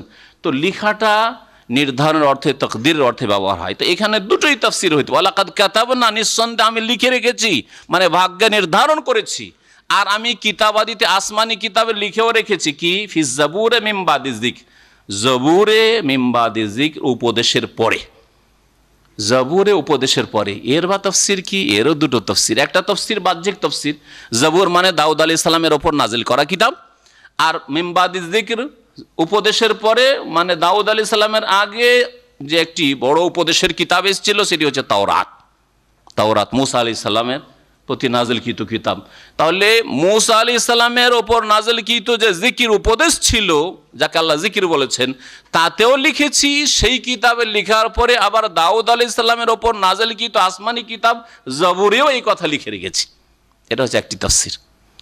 আর একটি তাফসীর হচ্ছে, শোনেন ভালো করে, ওয়ালাকাদ কাতাবনা ফিজ জাবুরে, জবুর মানে যে কোনো লিখনি, যে কোনো কিতাব। নিঃসন্দেহে আমি লিখে রেখেছি ফিজ জাবুরে মিন বাদি যিকর, উপদেশের পরে আসমানি কিতাব সমূহে। জাবুর মানে যে কোনো কিতাব, আর মিন বাদি যিকর উপদেশের পরে এই জিকির বোঝানো হয়েছে লৌহে মাহফুজকে, ভাগ্যলিপি, যেখানে তকদির লিখা আছে, যেখানে আসমানি কিতাবগুলি লিখা ছিল, লিখা আছে, কোরআনে কারীম লেখা ছিল, সেখান থেকে আল্লাহ পাক নাজিল করেছেন। তাহলে জিকির মানে লৌহে মাহফুজ হয়ে গেল, আর জাবুর মানে যে কোনো কিতাব। তাহলে প্রথম আল্লাহ পাক লৌহে মাহফুজে সুরক্ষিত ফলকে লিখে রেখেছেন এই বিষয়টি, যে বিষয়টি আসছে, নেতৃত্ব কে পাবে, খেলাফত কে পাবে, ক্ষমতা কে পাওয়ার অধিকার রাখে, কার হক, এটা লেখা আছে। এই কথাটি লৌহে মাহফুজে লেখা আছে। আর জাবুর মানে সবগুলি কিতাবে লেখা আছে, তাওরাত, ইনজিল, জাবুর, কোরআন, সব কিতাব আসমানি কিতাবে লেখা আছে। সোহফে ইব্রাহিম, ইব্রাহিম আলাইহিস সালামের সহিফায় লেখা আছে। কি লেখা আছে? আন্নাল আরদা ইয়ারিসুহা ইবাদিয়াস সালিহুন, যে জমিনের উত্তরাধিকারী হবে আমার সৎকর্মশীল বান্দারা, আমার নেক বান্দারা এই পৃথিবীর উত্তরাধিকারী হবে, জমিনের নেতৃত্ব পাবে, খেলাফত পাবে। এই কথা আল্লাহ লিখে রেখেছেন। কোন বান্দারা? অসৎ মুসলিম, ভোগবিলাসী পাপিষ্ট মুসলিম, মদখোর মুসলিম, হ্যাঁ জি, অবাধ মেলামেশা ছড়াতে চায়, অশ্লীলতা ছড়াতে চায়, এইরকম মুসলিম। এই জন্য এদেরকে এইরকম নেতৃত্ব দিল, আর আসলে কাফেরদের গোলামি করছে। যারা মদখোর শাসক, যারা হারাম খায়, হারামের প্রচার করে, অশ্লীলতা ছড়ায়, হ্যাঁ শিরক ছড়ায়, বিদআত ছড়ায়, আল্লাহদ্রোহিতা করে, মানবরচিত বিধানের বাস্তবায়ন করে, এরা যদিও নেতৃত্ব পেয়েছে, বাহ্যিক মনে হচ্ছে গদিতে আসলো, এরা দীর্ঘদিন রাজত্ব করলো, অমুক করলো, তমক করলো, দেশের শাসক হলো, এরা আসলে ইহুদি নাসারাদের গোলামি করছে, কুফরি শক্তির গোলামি করছে। জি হ্যাঁ, আর সত্যিকার অর্থে স্বাধীন মানসিক গোলামি থেকে মুক্ত নেতৃত্ব, মানসিক দিক থেকে নেতৃত্ব খেলাফতে রয়েছে, শারীরিক দিক থেকে খেলাফতে রয়েছে, আর সার্বিক দিক থেকে নেতৃত্বে রয়েছে। এইরকম কারা হবে? ইবাদিয়াস সালিহুন। আল্লাহ বলছেন আমার নেক বান্দারা, নেক বান্দারাকে আমি জমিনের ওয়ারিস করব। এই কথা যুগে যুগে আসমানি কিতাবে ঘোষণা করেছি, লৌহে মাহফুজ লিখার পরে। এই আয়াতটিকে বা এই বিষয়টিকে আল্লাহ পাক রব্বুল আলামিন অন্যান্য আয়াতে উল্লেখ করেছেন। সূরা নূরের তাফসিরে একটি আয়াতের তাফসির করেছিলাম, কারো মনে আছে আয়াত? হ্যাঁ, কে বলতে পারেন কি আয়াত? ওয়াদাল্লাহুল্লাযীনা আমানু মিনকুম ওয়া আমিলুস সালিহাত। আল্লাহ পাক ওয়াদা করছেন ওই সব লোকদের সাথে যারা তোমাদের মধ্য থেকে ঈমানদার হয়েছে, আমানু মিনকুম। আর শুধু মুমিন জাতিতে মুসলিম না, ওয়া আমিলুস সালিহাত, যারা সৎকর্মশীল, ইবাদিয়াস সালিহুন। এখানে ইবাদিয়াস সালিহুন, ওখানে কি বললেন আল্লাহ? ঈমান এবং নেক আমল যাদের মধ্যে রয়েছে তাদের সাথে আল্লাহ ওয়াদা করেছেন কিসের? লা ইস্তাখলিফান্নাহুম ফিল আরদ, পৃথিবীতে কি করবেন? তাদেরকে খেলাফত দান করবেন, নেতৃত্ব দান করবেন। আর কি করবেন? সংক্ষেপে বলছি, গোটা আয়াতে তাফসীর করছি না। ওয়ালা ইউমাক্কিনান্না লাহুম দীনাহুমুল্লাযী ইরতাদা লাহুম, তাদের দ্বীনকে, জীবন বিধানকে, কোরআনী জীবনকে, ইসলামকে শক্তিশালী করবেন আল্লাহ পাক রব্বুল আলামিন। কেন মুসলিম হয়ে দুর্বল? হ্যাঁ, কারণ আল্লাহর দিন থেকে সরে গেছি আমরা, আমাদের নেতৃত্ব আল্লাহর দিন থেকে অনেকটা সরে গেছে। আমাদের শুধু তাদের দোষ দিলে হবে, দোষ চাপালে হবে না। আমাদের মুসলিম সমাজ আল্লাহর দিন থেকে সরে গেছে। অধিকাংশ মুসলিম নামাজটা পড়ে দেয় না। কোন সরকার আছে, জালেম শাসক আছে যে নামাজ পড়তে নিষেধ করছে, বারণ করছে? আছে নাকি? হ্যাঁ, আরে সীমিত আকারে যদি আপনি যেটুকু পারছেন ব্যক্তি জীবনের ইসলাম তা পালন করতে, কোন শাসক নিষেধ করেছে? যে মুসলিম শাসক বলছে রোজা রাখতে দেবো না, যাকাত দিতে দেবো না, হজ করতে দেবো না, উমরা করতে যেতে দেবো না, নামাজ পড়তে দেবো না? আছে? মসজিদ বানাইতে দেবো না? এমনটা তো নেই। তাহলে শুধু এইখানে এই কথাটি বলতে চাইবো যে আজকালকার জনসাধারণ শুধু শাসকদের ওপর দোষ চাপিয়ে দিয়ে নিজে মুক্ত হয়ে যায় যে আমরা খুব ভালো মানুষ। তোমাদের সিংহভাগ, তোমার 5 ভাইয়ের মধ্যে 1 ভাই নামাজ পড়ো, বাকিগুলি বেনামাজি বেদিন। অধিকাংশ মুসলিম দেশের শিরকুপুরি কবর মাজার পূজা করছো, বিদআত ছড়াচ্ছে আর দোষ চাপাচ্ছে ওদের উপর। কোনখানে বাধ্য করে যে শিরক করার জন্য, বিদআত করার জন্য? কোন মুসলিম বলতে পারেন যে শাসক, জালেম শাসক আপনার বলছে যে মাজারে যেতে বাধ্য? কোথায়? তাহলে সবগুলি দোষ ওদের উপরে চাপিয়ে দিলেন, আর আপনারা সব মাশাআল্লাহ খুব ভালো দিনদার মুসলিম হয়ে গেছেন। না, আপনাদের সমাজ থেকে ওরা উঠে গেছে। আপনাদের সমাজ যেমন অসৎ, মুসলিম সমাজ যেমন অসৎ, ওই অসৎ লোকদের মধ্যে থেকে নেতৃত্বে ওরা গেছে। তারাও কিছু অসৎ, পাপী, তাদের মধ্যে কিছু ভালো আছে, অধিকাংশ মন্দ আছে। এই হচ্ছে তাদের অবস্থা। আল্লাহ পাক রব্বুল আলামিন তাহলে কি করতে চেয়েছেন? খেলাফত দিতে চেয়েছেন, দিনকে শক্তিশালী করতে চেয়েছেন। ওয়ালা ইউবাদদিলান্নাহুম মিন বাদি খাউফিহিম আমনা, তাদের ভয় ভীতির পরে দুর্বল ছিলে, অসহায় ছিলে, ভয় লাগতো আল্লাহর শত্রুকে বলে, আল্লাহর দিনের শত্রু বলে ইসলাম পালন করব, নামাজ পড়বো, ভয় লাগে। কোনো ভয় লাগবে না, তোমাদেরকে আল্লাহ পাক আমন আমান দেবেন, নিরাপত্তা দান করবেন। কিন্তু প্রথম আয়াতের প্রথমে ঈমান আর নেক আমলের কথা আল্লাহ শর্ত লাগিয়েছেন, আর শেষখানে বলছেন ইয়াবুদুনানি লা ইউশরিকুনা বি শাইআ, একমাত্র আমার ইবাদত করতে হবে, আমার সাথে কোনো কিছুকে শরীক করলে হবে না। কাফের বিজাতি যদি দুর্গা পূজা করে, তোমরা দুর্গা পূজা করলে হবে না। তারা সাধু সন্ন্যাসী আর সাই বাবার কাছে যায়, তোমরা পীরের কাছে গিয়ে অন্ধভক্ত হইলে হবে না। কোরআন এবং হাদিসের ভক্ত হইতে হবে, রাসূলের ভক্ত হইতে হবে। জি হ্যাঁ, ওহির ভক্ত হইতে হবে। ইয়াবুদুনানি লা ইউশরিকুনা বিশাইআ, তাহলে আল্লাহ খেলাফত দাঁড় করবেন। তাহলে খেলাফত নেতৃত্বের ভিত্তি জনবলের উপর নেই, কার সেনাবাহিনী মজবুত, কার অস্ত্র বেশি আছে, কার টাকা বেশি আছে, কার কাছে সায়েন্স টেকনোলজি বেশি আছে, কার দেশে বেশি পেট্রোল আছে। মুসলিম দেশে তো সব পেট্রোল আছে, নেই? হ্যাঁ বলেন তো দেখি, মুসলিম দেশের মোহতাজ। যদি অল্প কিছু সময়ের জন্য এই পেট্রোল বন্ধ করে দেওয়া হয়, তাদের যান্ত্রিক সভ্যতা, তাদের সায়েন্স টেকনোলজি সব অচল হয়ে যাবে, কলকারখানা সব অচল হয়ে যাবে। তারপর যে পয়সার অভাব আছে আমাদের কাছে, গ্যাসের অভাব আছে, তেলের অভাব আছে, কিছু অভাব নেই। জনবলের অভাব আছে, কিছু অভাব নেই। অভাব আছে শুধু ঈমান এবং নেক আমলের। অভাব আছে শিরক মুক্ত হওয়ার, বিদআত মুক্ত হওয়ার, রাসূলের তরিকায় আসার। আল্লাহ পাক যেন তৌফিক দান করেন। ওয়া আনতুম আ'লাউনা ইন কুনতুম মুমিনিন। তৃতীয় আরেকটি আয়াত শুনে রাখেন, তোমরাই আ'লাউন, উপরে থাকবে। আ'লার বহুবচন, কিন্তু শর্ত ইন কুনতুম মুমিনিন, যদি তোমরা সত্যিকার অর্থে ঈমানদার হও, মুমিন হও। ইন্না ফি হাযা লাবালাগাল লিকওমিন আবিদিন। আল্লাহ পাক বলছেন নিঃসন্দেহে এই কোরআনে, ফি হাযা মানে ফি হাযাল কোরআন, এই কোরআনে লাবালাগান যথেষ্ট উপদেশ রয়েছে। বালাগ মানে কিফায়া, বা বালাগ মানে তাবলীগ, পৌঁছে দেওয়া, এ তো উপদেশ। এই কোরআনে কারীমে উপদেশ রয়েছে লিকওমিন আবিদিন, কার জন্য? এই কোরআন থেকে কে উপকৃত হবে? ওই সব জাতির জন্য যারা ইবাদত গুজার, যারা আল্লাহ পাকের অনুগত, আল্লাহ পাকের ইবাদতকারী, আল্লাহ পাকের বিধান যারা মেনে চলবে, তাদের জন্য কোরআনে কারীমে যথেষ্ট উপদেশ রয়েছে। ওমা আরসালনাকা ইল্লা রাহমাতাল লিল আলামিন, হে নবী তোমাকে পাঠিয়েছি একমাত্র বিশ্বজাহানের সমস্ত সৃষ্টির জন্য রহমত স্বরূপ। আলামিন, আলামিন শুধু মানুষ না, মানুষ হচ্ছে একটা আলামুল ইনস, মানব জগৎ। জিন হচ্ছে আলামুল জিন, জি। আর পশু পাখি, পাখি হচ্ছে আলামুত তাইর, পাখি জগৎ, পাখিকুল। আর অন্যান্য প্রাণী যেগুলি হাইওয়ান রয়েছে, চতুষ্পদ জন্তু বা অন্যান্য জন্তু রয়েছে, সেগুলি হচ্ছে আলামুল হাইওয়ান ইত্যাদি। এইভাবে বিশ্বজগতে যত সৃষ্টি রয়েছে এক একটা আলাম, এক একটা জগৎ। আর আলামের বহুবচন হচ্ছে আলামুন বা আলামিন। এই জন্য আল্লাহ পাক রব্বুল আলামিন। শুধু আল্লাহ পাক প্রতিপালন মানুষের করেন না, জিনেরও করেন, তাদেরও রাজ্জাক। আল্লাহ পাক গরু ছাগলকেও রিজিক দিয়ে থাকেন, পশু পাখিকেও রিজিক দিয়ে থাকেন, আল্লাহ পাক কীট পতঙ্গকে রিজিক দিয়ে থাকেন। আল্লাহ পাক সমুদ্রে যেসব প্রাণী রয়েছে, মাছ রয়েছে, অন্যান্য প্রাণী রয়েছে, সবকে রিজিক দিয়ে থাকেন।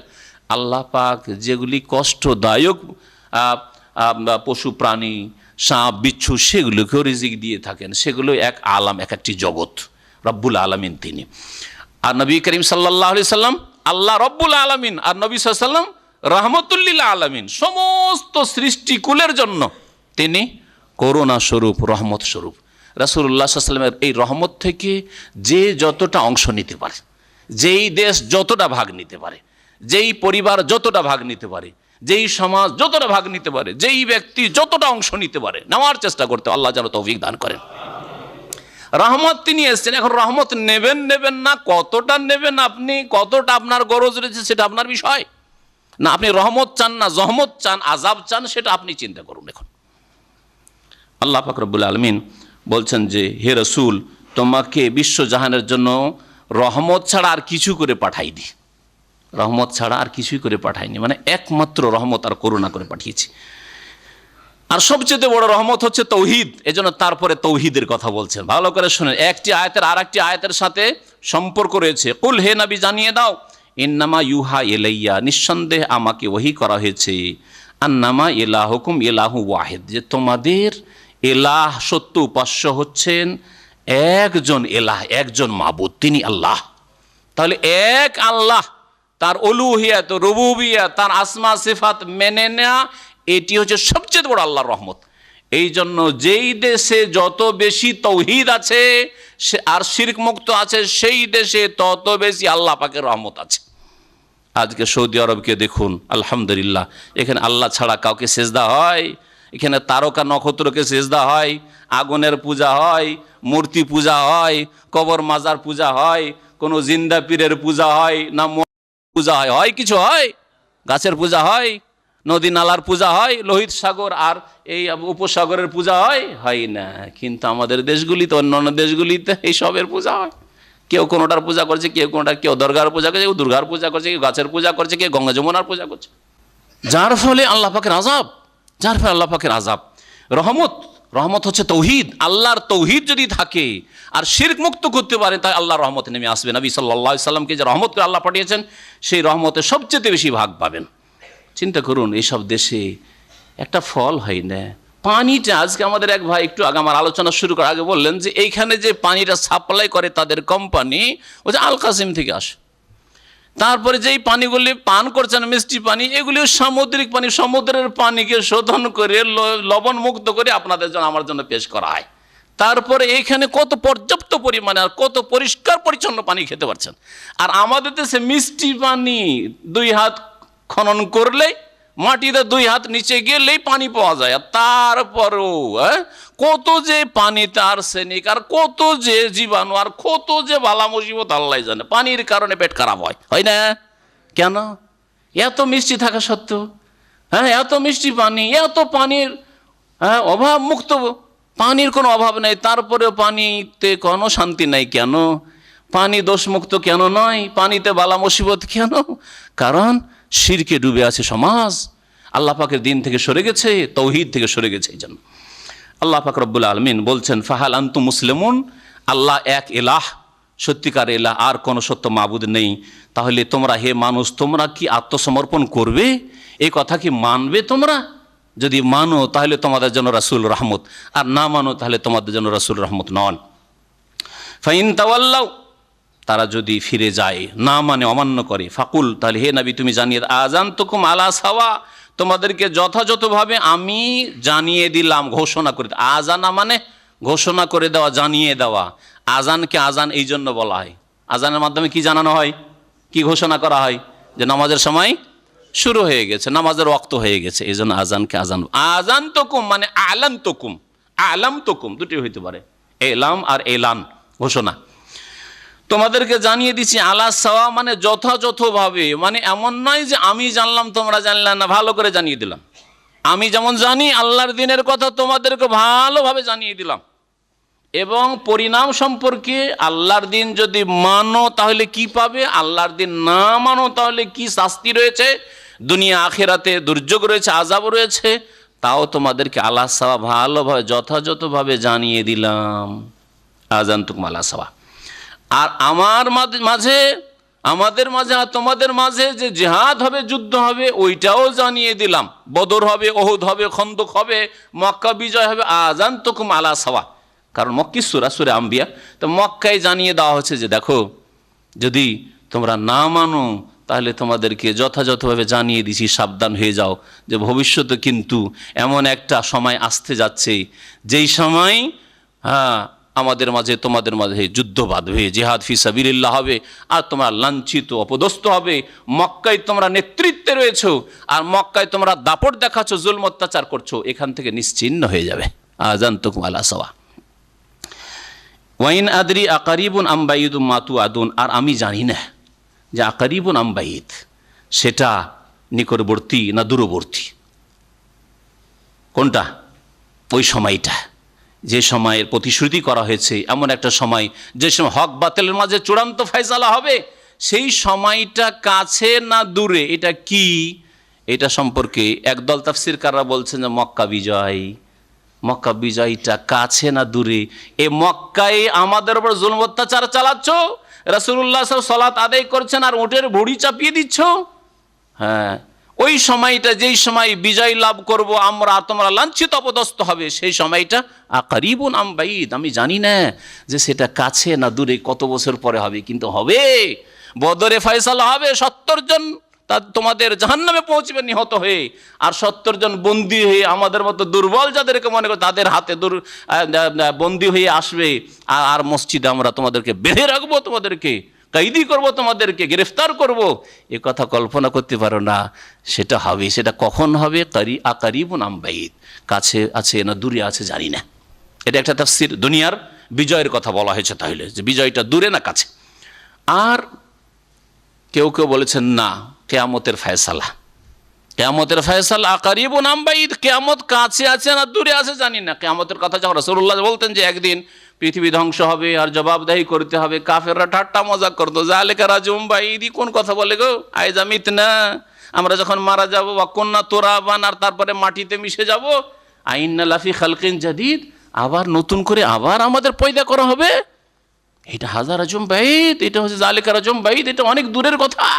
এসব কথা যে কাফেরা বলতো, ঠাট্টা মজাক করতো, নবী সাল্লাল্লাহু আলাইহি সাল্লাম তার জয় বলছেন, ওয়াইন আদরি, আমি জানি না, আকারিবুন আম বাইয়ুদুম মা তুআদুন, তোমাদের সাথে যে ওয়াদা করা হচ্ছে দুনিয়ার বিজয়ের ওয়াদা অথবা কিয়ামত কায়েম হওয়ার ওয়াদা, সেটা নিকটবর্তী না দূরবর্তী আমি জানি না। কারণ নবী সাল্লাল্লাহু আলাইহি সাল্লামকে জানানো হয়নি যে কোন সালে আর কখন কিয়ামত হবে, তবে কিয়ামত কাছেই রয়েছে। নবী সাল্লাল্লাহু আলাইহি সাল্লামকে এই কথাও জানানো হয়নি যে মক্কায় তুমি কত বছর থাকবে আর মদিনা যাওয়ার পরে কয় বছর পরে মক্কা বিজয় হবে আর বদর উহুদ হবে, ওইটাও জানানো হয়নি। নবী করিম সাল্লাল্লাহু আলাইহি সাল্লাম আলেমুল গায়ব ছিলেন না। গায়েব অদৃশ্যের খবর একমাত্র আল্লাহ পাক জানেন সব কথা। আর নবী সাল্লাল্লাহু আলাইহি সাল্লাম অতটাই জানতেন যতটা তাকে জানানো হয়েছে। জানানো হয়নি সময়সীমা যে 8ম হিজরিতে মক্কা বিজয় হয়ে যাবে, 2য় হিজরিতে বদর হয়ে যাবে, 3য় হিজরিতে উহুদ হবে, 5ম হিজরিতে খন্দকের যুদ্ধ হবে, কিছু জানানো হয়নি। ওয়াইন আদরি, আমি জানি না।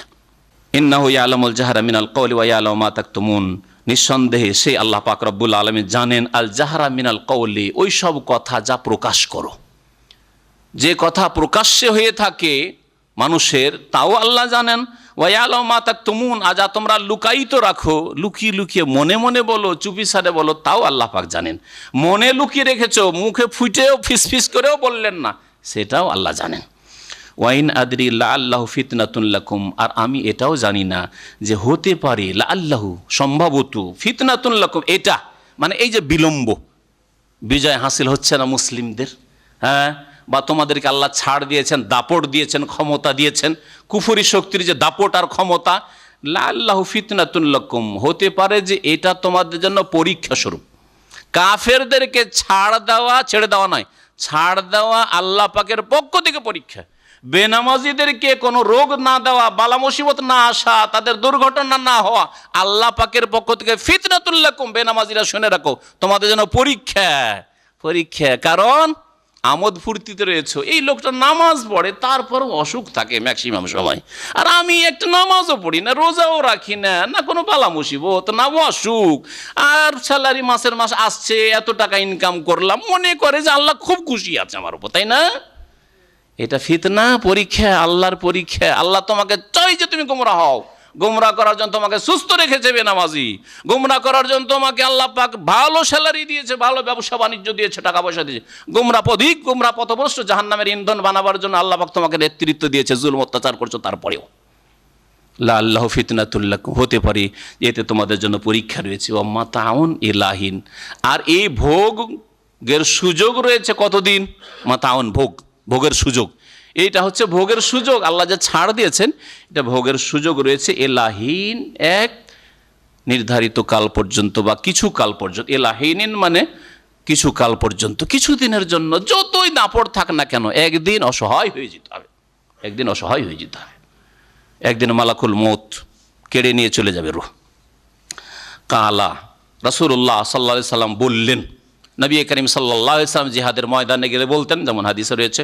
আর নবী করিম সাল্লাল্লাহু আলাইহি সাল্লামকে আল্লাহ পাক শিখাচ্ছেন যে রসুল বলবে, তাই বলছেন কালা, আমার রসুল বলেন, রব্বিহুকুম বিল হাক্কি, হে আমার প্রতিপালক, ওহকুম বিল হক, তুমি সত্য ফয়সালা করে দাও, ন্যায়সঙ্গত হক, ন্যায়সঙ্গত ফয়সালা বিচার করে দাও। ও রব্বুনা রহমান, আমাদের মাঝে আর বাতিলপন্থীদের মাঝে, কাফেরদের মাঝে, পাপিষ্টদের মাঝে আল্লাহ হক বিচার করে দাও, ন্যায়সঙ্গত ফয়সালা করে দাও, চূড়ান্ত ফয়সালা করে দাও। ও রব্বুনা রহমান, আর আমাদের প্রতিপালক তিনি দয়ার আধার, তিনি মহান করুণাময়।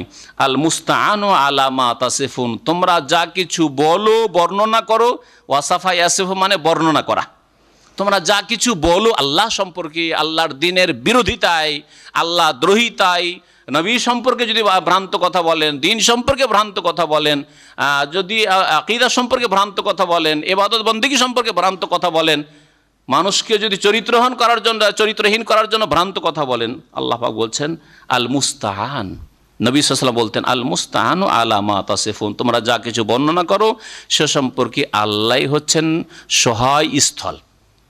মুস্তাআন সহায় স্থল, এর মানে আল্লাহ পাক রব্বুল আলামিন হচ্ছেন একমাত্র সহায় স্থল, যিনি সহায়ক, যিনি সাহায্য করার মালিক, তার কাছ থেকে সাহায্য। আউন থেকে মুস্তাআন, আউন মানে হচ্ছে সাহায্য, আর মুস্তাআন মানে হচ্ছে যিনি সহায় স্থল। আল্লাহ পাক রব্বুল আলামিন সহায় স্থল, আশ্রয়স্থল, যার কাছে আমরা আশ্রয় নিয়ে থাকি, যার কাছে সাহায্য কামনা করে থাকি। তোমরা যেসব কথা বলে থাকো আল্লাহর সম্পর্কে, আল্লাহর দিন সম্পর্কে, সে সম্পর্কে আল্লাহ আমাদের সাহায্যকারী। এখানে আমাদের সূরা আম্বিয়া তাফসীর শেষ হলো। আল্লাহ পাক আমাদের ভুল ভ্রান্তি যেন মাফ করে দেন।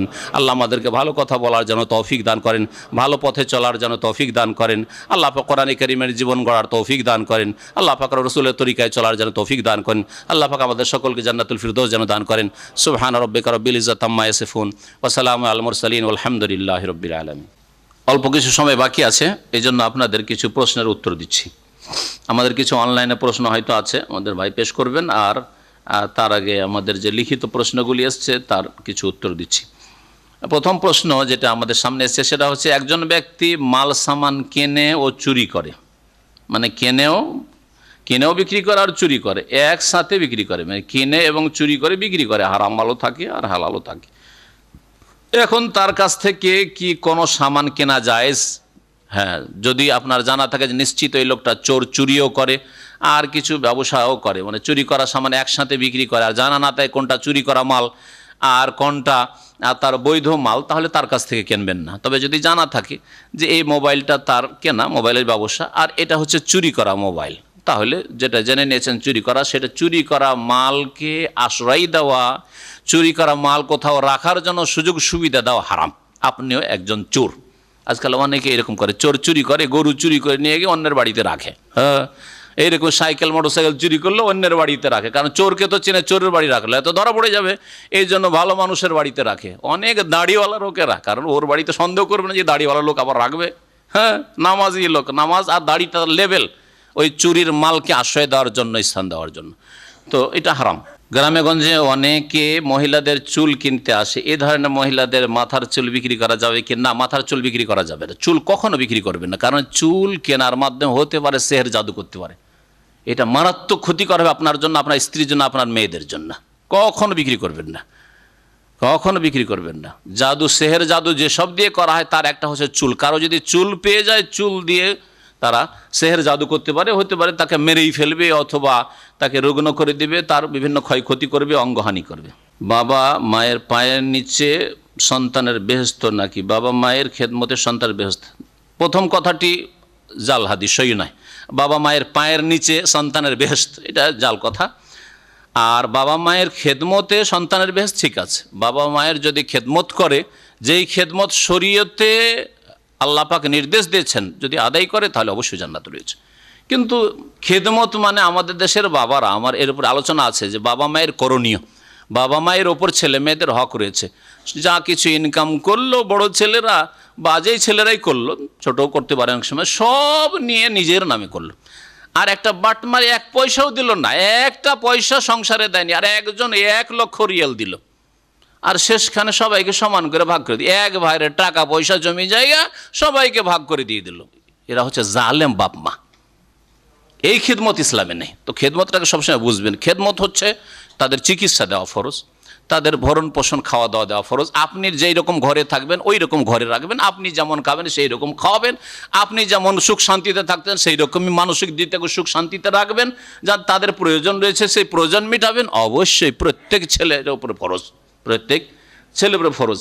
কিন্তু এই সম্পর্কে আমাদের দেশে পারিবারিক ক্ষেত্রে, সামাজিক ক্ষেত্রে কুসংস্কার রয়েছে, ইসলাম বিরোধী সমাজ, ইসলাম বিরোধী পরিবার, যার ফলে সহি ইসলাম আপনাকে জেনে নিতে হবে। জেনার চাইতে বড় গুনাহ শিরক, কিন্তু দুনিয়াতে জেনার সাজা আছে, শিরকের সাজা নেই। শিরকের সাজা আছে। যদি ইসলাম কবুল করার পরে কেউ শিরকে চলে যায় তাহলে সে মুরতাদ হয়ে গেল। ইসলামিক সরকার এই দণ্ডবিধান কায়েম করতে পারে মুরতাদের উপর, কিন্তু একজন মুশরিক যদি মুশরিক হয়ে থাকবে যে আমি হিন্দুই থাকবো, খ্রিস্টান থাকবো, তাহলে তার স্বাধীনতা আছে। যতক্ষণ পর্যন্ত ইসলামে ঢুকেনি তার স্বাধীনতা আছে, কিন্তু ইসলামে ঢুকে যাওয়ার পরে যদি বলেন আমি আজকে ঢুকলাম কালকে থাকবো না, এই অধিকার আর নেই, সে হচ্ছে মুরতাদ। অথবা আমি জন্মসূত্রে আমার বাপ মা মুসলিম, কিন্তু আমি মুসলিম থাকবো না, আমি খ্রিস্টান, আমি ইহুদি হয়ে যাবো, আমি নাস্তিক হয়ে যাবো, তাহলে তার অবশ্য দণ্ডবিধান আছে, অবশ্যই দণ্ডবিধান। আর সবগুলি শাস্তি দুনিয়াতে হয়ে যেতে হবে জরুরি নয়, হয়তো বাস্তবায়ন হচ্ছে না। আজকাল জেনার শাস্তির বাস্তবায়ন কোথায় হচ্ছে? আমাদের দেশে কোথায় জেনার শাস্তি হচ্ছে? কোনো শাস্তি হয় না। আর সামাজিকভাবে এইভাবে শাস্তি কিছু দিতে গিয়ে তো আরও বিপদ। এক ভাই জিজ্ঞাসা করেছে, মানুষ আর জিনকে আল্লাহ পাক ইবাদতের জন্য সৃষ্টি করেছেন। হ্যাঁ, মা খালাকতুল জিন্না ওয়াল ইনসা ইল্লা লিয়াবুদুন। তাহলে মানুষকে আল্লাহ পাক যদি আল্লাহর ইবাদত না করে, শিরক কুফরি করে মারা যায়, ইবাদত না করে, তাহলে আল্লাহ জাহান্নাম দেবেন, ঠিক না? মানুষকে আল্লাহ মাটি থেকে সৃষ্টি করেছেন, এটা বুঝলো, কিন্তু জিন তো আগুন থেকে সৃষ্টিত, আগুন দিয়ে কি করে আযাব দিবে? এটা যুক্তিসঙ্গত প্রশ্ন? তাহলে ওই প্রশ্নকারীকে বলছি, আপনাকে যদি ঢেল দিয়ে আঘাত করে কেউ, লাগবে না লাগবে না? কেন লাগবে? আপনি তো মাটি দিয়ে তৈরি, তো মাটি দিয়ে কী করে আপনাকে আযাব কষ্ট দেওয়া হইতে পারে? হ্যাঁ, ঢেল দিয়ে মারা চলবে? আপনাকে ঢিলা মেরে আপনাকে মেরে ফেলে দেওয়া যেতে পারে, পারে না? তাহলে আপনি তো মাটির তৈরি, তো মাটি দিয়ে কেন লাগবে আপনাকে ব্যথা হবে? তা আপনাকে যেমন মাটি দিয়ে ব্যথা হইতে পারে, ওই রকমই জিনকে আগুন দিয়ে, জাহান্নামের আগুন দিয়ে অবশ্যই ব্যথা হবে, হ্যাঁ, যন্ত্রণা হবে, শাস্তি হবে। ইসলামে ব্যাংক ডিপোজিট যায়। ব্যাংক ডিপোজিট মানে কোন ব্যাংক? যদি সুদী ব্যাংক হয় তাহলে সুদী ব্যাংকের সাথে লেনদেন আদান প্রদান করা জায়েজ নয়, চাকরি করাও জায়েজ, কোনো রকমের সম্পর্ক রাখা জায়েজ নয়।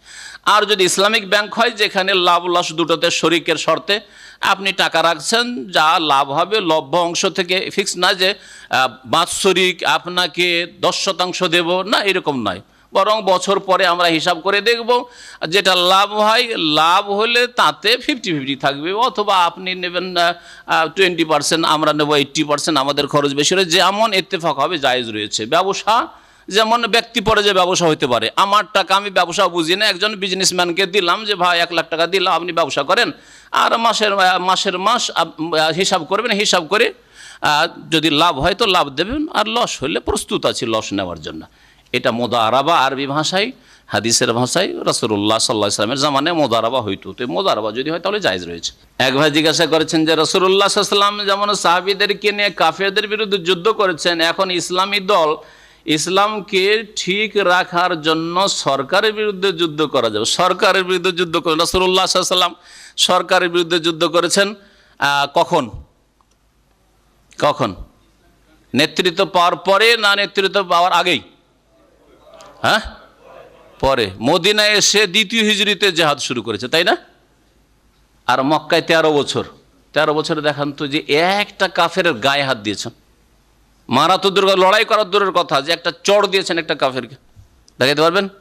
অথচ কাফের আবু জাহল, আবু লাহাব, কাফেররা, উতবা সাইবা রাবি, এরা আম্মারকে মারতো, সোহাইব, হ্যাঁ, বেলাল, সুমাইয়াকে শহীদ করলো, হ্যাঁ, ইয়াসেরকে শহীদ করলো, কত সাহাবী শহীদ, যার কত যে নির্যাতন হয়েছে, জুলুম অত্যাচার হয়েছে মুসলমানদের ওপর, কিন্তু একটু গায়ে হাত দিয়েছেন 13 বছর ধরে, সব সহে বরদাস্ত করে থেকে গেছেন। কেন? কারণ হাতে নেতৃত্ব ছিল না, হাতে নেতৃত্ব ছিল না। একটা যদি চোর দিত আবু জাহালকে বা কোনো জালেমকে, তাহলে মুসলিমদের সবগুলিকে শেষ করে দেওয়া হয়তো, তাই না?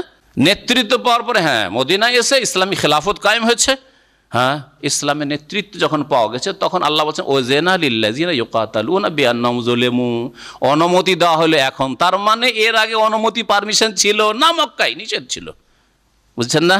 নেতৃত্ব যদি পেয়ে যান, কোন দেশের শাসক হয়ে যান, তারপরে যুদ্ধের ঘোষণা করতে পারে।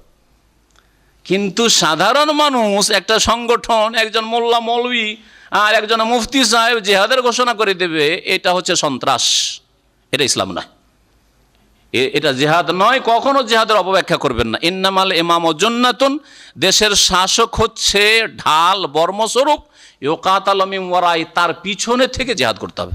সশস্ত্র যুদ্ধ হবে তার পেছনে থেকে, তার আগে বেড়ে নয়। সরকার বলছে যেতে দেব না, আর বলছেন আমরা যাব, করব, এটা ইসলামে নেই। মিন ওয়ারাইহি মানে কি? সহিহ বুখারীর হাদিস এটা।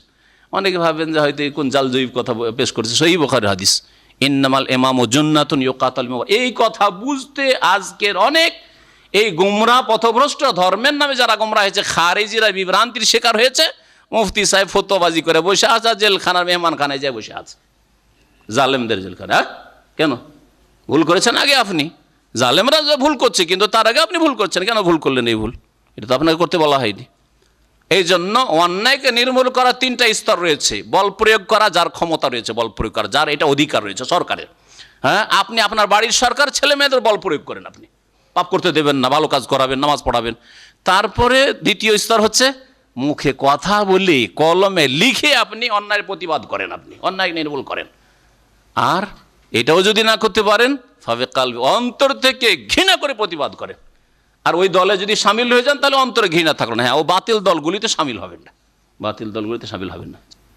ব্যভিচারকারী পুরুষ আর ব্যভিচারকারী মহিলা একে অপরের জন্য হারাম, আযযানিয়াতু লা ইয়ানকিহু ইল্লা আযযানিয়াতু লা ইয়ানকিহু আযযানি লা ইয়ানকিহু ইল্লা যানিয়াতান আও মুশরিকাতান ওয়াযযানিয়াতু লা ইয়ানকিহুহা ইল্লা যানিন আও মুশরিক ওয়া হুররিমা যালিকা আলাল মুমিনিন। সূরা নূরের তাফসীর হয়ে গেছে, আর ওখানে বিস্তারিত বলা হয়েছে। এই ব্যাখ্যা এই যুগে কি ব্যাখ্যা, কোরআন হাদিসের ব্যাখ্যা চেঞ্জ হয় না, যে আজকের যুগে কোরআন হাদিসের ব্যাখ্যা আলাদা হয়ে গেল আর নবী সাল্লাল্লাহু আলাইহি ওয়াসাল্লামের জামানায় আলাদা ব্যাখ্যা ছিল, এমনটা কিছু হয় না। এই প্রশ্নই আপনার ভুল। এইরকম ব্যাখ্যা যুগের পরিস্থিতি বিচার করে কোরআন হাদিসের তাফসীর ব্যাখ্যা পাল্টে যাবে, এটা হয় না। তবে বাস্তবায়ন করতে পারবো না না এটা স্থগিত থাকবে এই বিষয়টি, সেটা আলাদা বিষয়, কিন্তু ব্যাখ্যা পাল্টে না। জেনাকারী পুরুষকে কোনো নেক রমণী বিবাহ করবে না, কখনো বিয়ে করা জায়েজ নয়। এইরকমই জেনাকারিনী যদি চরিত্রহীনা মহিলা, তাকে কোনো নেক পুরুষ ভালো মানুষ যেন বিয়ে না করে। ওই রকমই কোনো মুশরিককে যেন বিয়ে না করে, কোনো মুশরিকা মেয়েকে না বিয়ে করে। আপনার প্রেম হয়ে গেল কলেজে পড়তে পড়তে, আর হিন্দু মেয়েকে বিয়ে করে ফেলেন, খ্রিস্টান মেয়েকে বিয়ে করে ফেলেন। এইভাবে করবেন না, যেখানে আপনার আলহামদুলিল্লাহ আল্লাহ পাক রব্বুল আপনার জন্য উত্তম রিজিক রেখেছেন। আরে বাড়িতে যদি মাছ গোস্ত থাকতে আপনি যদি খড়কুটো খান, বলছি না যে শাক পাত, অনেক সময় শাক খেতে ভালো লাগে, হ্যাঁ, নোংরা জিনিস খান আপনি, তাহলে কত নোংরা মানুষ আপনি। তো আল্লাহ পাক রব্বুল আলামিন এই কথাই বলেছেন যে একজন নেক মানুষ, নেক পুরুষ অসতী নারীকে বিয়ে করবেন না, আর একজন সতী নেক মহিলা, নামাজি মহিলা কখনো বেনামাজিকে বিয়ে করবে না, কখনো মুশরিককে বিয়ে করবে না। আমাদের দেশে আজকাল বিবাহ দিতে গিয়ে অনেক সময় হয়তো নামাজটা দেখে, পর্দাটা দেখে, এগুলো দেখে এক শ্রেণীর লোকেরা, কিন্তু দেখে না যে এটা কবর মাজারপন্থী, মাঝ ভান্ডারি, এটা হচ্ছে আটরসি, হ্যাঁ, এটা হচ্ছে বেরলবি, এগুলো দেখে না। বিয়ে দিয়ে তখন মুসিবতে ফাঁসে, বিয়ে করে নিয়ে মুসিবতে ফাঁসে। ও মহিলা আসবে না, বলছে আমার বাপ ভাই বেশি জানে, আমার বাপ ভাইয়ের ধর্মটা ঠিক, তোমারটাই ঠিক নয়, সমস্যায় পড়ে। তো এইগুলোও দেখতে বলা হয়েছে। এখানে শুধু জেনাকারী আর জেনাকারিনীর কথা বলা হয়নি, মুশরিকার কথা বলা হয়েছে। যারা শিরকি আকিদা রাখে, যারা বিদাতি আকিদা রাখে, সেই পরিবারে কেন বিয়ে করবেন? হ্যাঁ, যদি আগে থেকে প্রতিশ্রুতি করে যে ঠিক আছে আমরা চেঞ্জ হয়ে যাবো, সেটা আলাদা কথা, কিন্তু আপনি ঝুঁকিতে কেন থাকবেন? আপনি আপনার পরিবারকে, আপনার ছেলে মেয়েকে ঝুঁকিতে কেন ফেলবেন? কারণ ছেলে মেয়ে স্বাভাবিক মায়ের দিকে গড়ে যেতে পারে, একটু বড় হলে মায়ের দিকে গড়ে যাবে। মা যদি অটল থেকে তার বাতিল পন্থার ওপর, তাহলে ছেলেগুলো সব বিদাতি হয়ে গেল, অথচ আপনি হয়তো সহি আকিদার মানুষ ছিলেন। কত বড় লস হলো। আল্লাহ পাক যেন বোঝার তৌফিক দান করেন। গীবত বলেছেন, মিথ্যা বলেছেন, মানুষের ক্ষয়ক্ষতি করেননি। হয়তো মিথ্যা বলে যদি ক্ষতি না হয় কারো, মিথ্যা সাক্ষী দিলে তো ক্ষতি করেছেন, এমনি মিথ্যা কথা বলেছেন, কারো ক্ষতি হয়নি, তাহলে আল্লাহর কাছে তওবা করে নেওয়া যে আল্লাহ আর মিথ্যা কথা বলবো না, যথেষ্ট। কিন্তু যদি গীবত করেন তাহলে কারো মানহানি করেছেন, এরকম মিথ্যা সাক্ষী দিয়ে থাকেন তাহলে কারো হক নষ্ট করেছেন, নির্দোষীকে দোষী বানিয়েছেন, দোষীকে নির্দোষী সাব্যস্ত করেছেন আপনার সাক্ষীর মাধ্যমে, মিথ্যা সাক্ষীর মাধ্যমে। শুধু তাদের কাছ থেকে ক্ষমা নিতে হবে, আর তাদের যদি হক নষ্ট করে থাকেন আর সেটা পরিশোধ করার বিষয়, টাকা পয়সার বিষয় থাকে, তাহলে সেটা দিয়ে আসতে। যার গীবত করেছেন তার কাছে মাপ চাওয়া হচ্ছে শ্রেয়, কিন্তু মাপ চাইতে গিয়ে অনেক সময় যদি দেখা যায় শত্রুতা করবে, আরও ভয় লাগছে, জালেম। যদি বলি একজন নেতা মানুষকে যে আপনার অনেক মানহানি করেছি, বদনাম করেছি, সে ভিতরে শত্রুতা রাখবে, ক্ষতি করার চেষ্টা করতে পারে। এই যদি আশঙ্কা হয় তাহলে দূর থেকে তার জন্য নেক দোয়া করেন, আর তার সুনাম করেন। যেই জায়গাগুলিতে তাকে বদনাম করেছেন তার ভালো দিক আছে, একটু সুনাম করেন। কাঁধে কাঁধ মেলানো আর পায়ে পা মেলানো হাদিসে ছিল, এখনও আছে। হাদিসে ছিল, আর হাদিস থেকে উঠে গেছে, মনে মুছে গেছে, নয় হাদিসে এখনও আছে, আর সেটা রহিত মানুষও হয়নি। আর এখন যেহেতু দাগ কাটানো আছে সেই জন্য আর ওইটা লাগবে না, এর মিথ্যা কথা। দাগ কাটানোতে একটু সুবিধা করা হয়েছে, হ্যাঁ, দাগ কাটাতে একটু সুবিধা করা হয়েছে, কিন্তু তার মানে যে কাঁধে কাঁধ মিলাইতে হবে না, আর পায়ে পা মিলাইতে হবে না, আর শয়তানকে জায়গা দিতে হবে। আবু দাউদ হাদিস রয়েছে, ওয়ালা তাজআলু ফুরুজাতিল লিশ-শায়তান, শয়তানের জন্য সুন্নাহ স্থান রাখিও না, খালি জায়গা রাখিও না, শয়তানকে পাশে নিয়ে নামাজ পড়িও না, তো শয়তান বেশি বেশি ওয়াসওয়াসা দিতে থাকবে, মনটাকে কেড়ে নিয়ে যাবে নামাজ থেকে, নামাজ তোমার ছিনিয়ে নিয়ে যাবে। শয়তান নামাজ চুরি করে, নামাজের খুশু চুরি করে, তো শয়তান পাশে জায়গা পেলে বেশি চুরি করার সুযোগ পাবে। পৃথিবী ঘুরে, আর আল্লাহ পাক পৃথিবীর মধ্যে আছেন না পৃথিবীর ঊর্ধ্বে আছেন? পৃথিবীর ঊর্ধ্বে আছেন আল্লাহ পাক রব্বুল আলামিন। আল্লাহ পাক রব্বুল আলামিন 7 আসমান 7 জমিনের ঊর্ধ্বে আছেন, সৃষ্টির ঊর্ধ্বে। শুধু মানুষ সৃষ্টি না, 7 জমিন আল্লাহর সৃষ্টি, 7 আকাশ আল্লাহ, সব কিছুর ঊর্ধ্বে আল্লাহ পাক রব্বুল রয়েছেন, আরশের উপর। শুধু আল্লাহ পাক সবসময় সাব্বিহিসমা রাব্বিকাল আলা, তিনি আলা, তিনি আসফাল নন। কোনো জায়গায় কোরআনে কারীমে এই কথা বলা হয়নি যে তিনি আসফাল, এই কথা বলা হয়নি। আল্লাহ পাক আলা, মহান, উচ্চ, সুমহান, সব কিছুর উচ্চে আল্লাহ পাক রব্বুল আলামিন রয়েছেন। এই জন্য তার নাম একটি হচ্ছে আল আলা। বাস এখানে শেষ করছি। ও সাল্লাল্লাহু আলা নবিয়িনা মুহাম্মদ ওয়া আলা আলিহি ওয়া সাহবিহি আজমাইন। সুবহানাকাল্লাহুম্মা ওয়া বিহামদিকা আশহাদু আল্লা ইলাহা ইল্লা আনতা আস্তাগফিরুকা ওয়া আতুবু ইলাইক।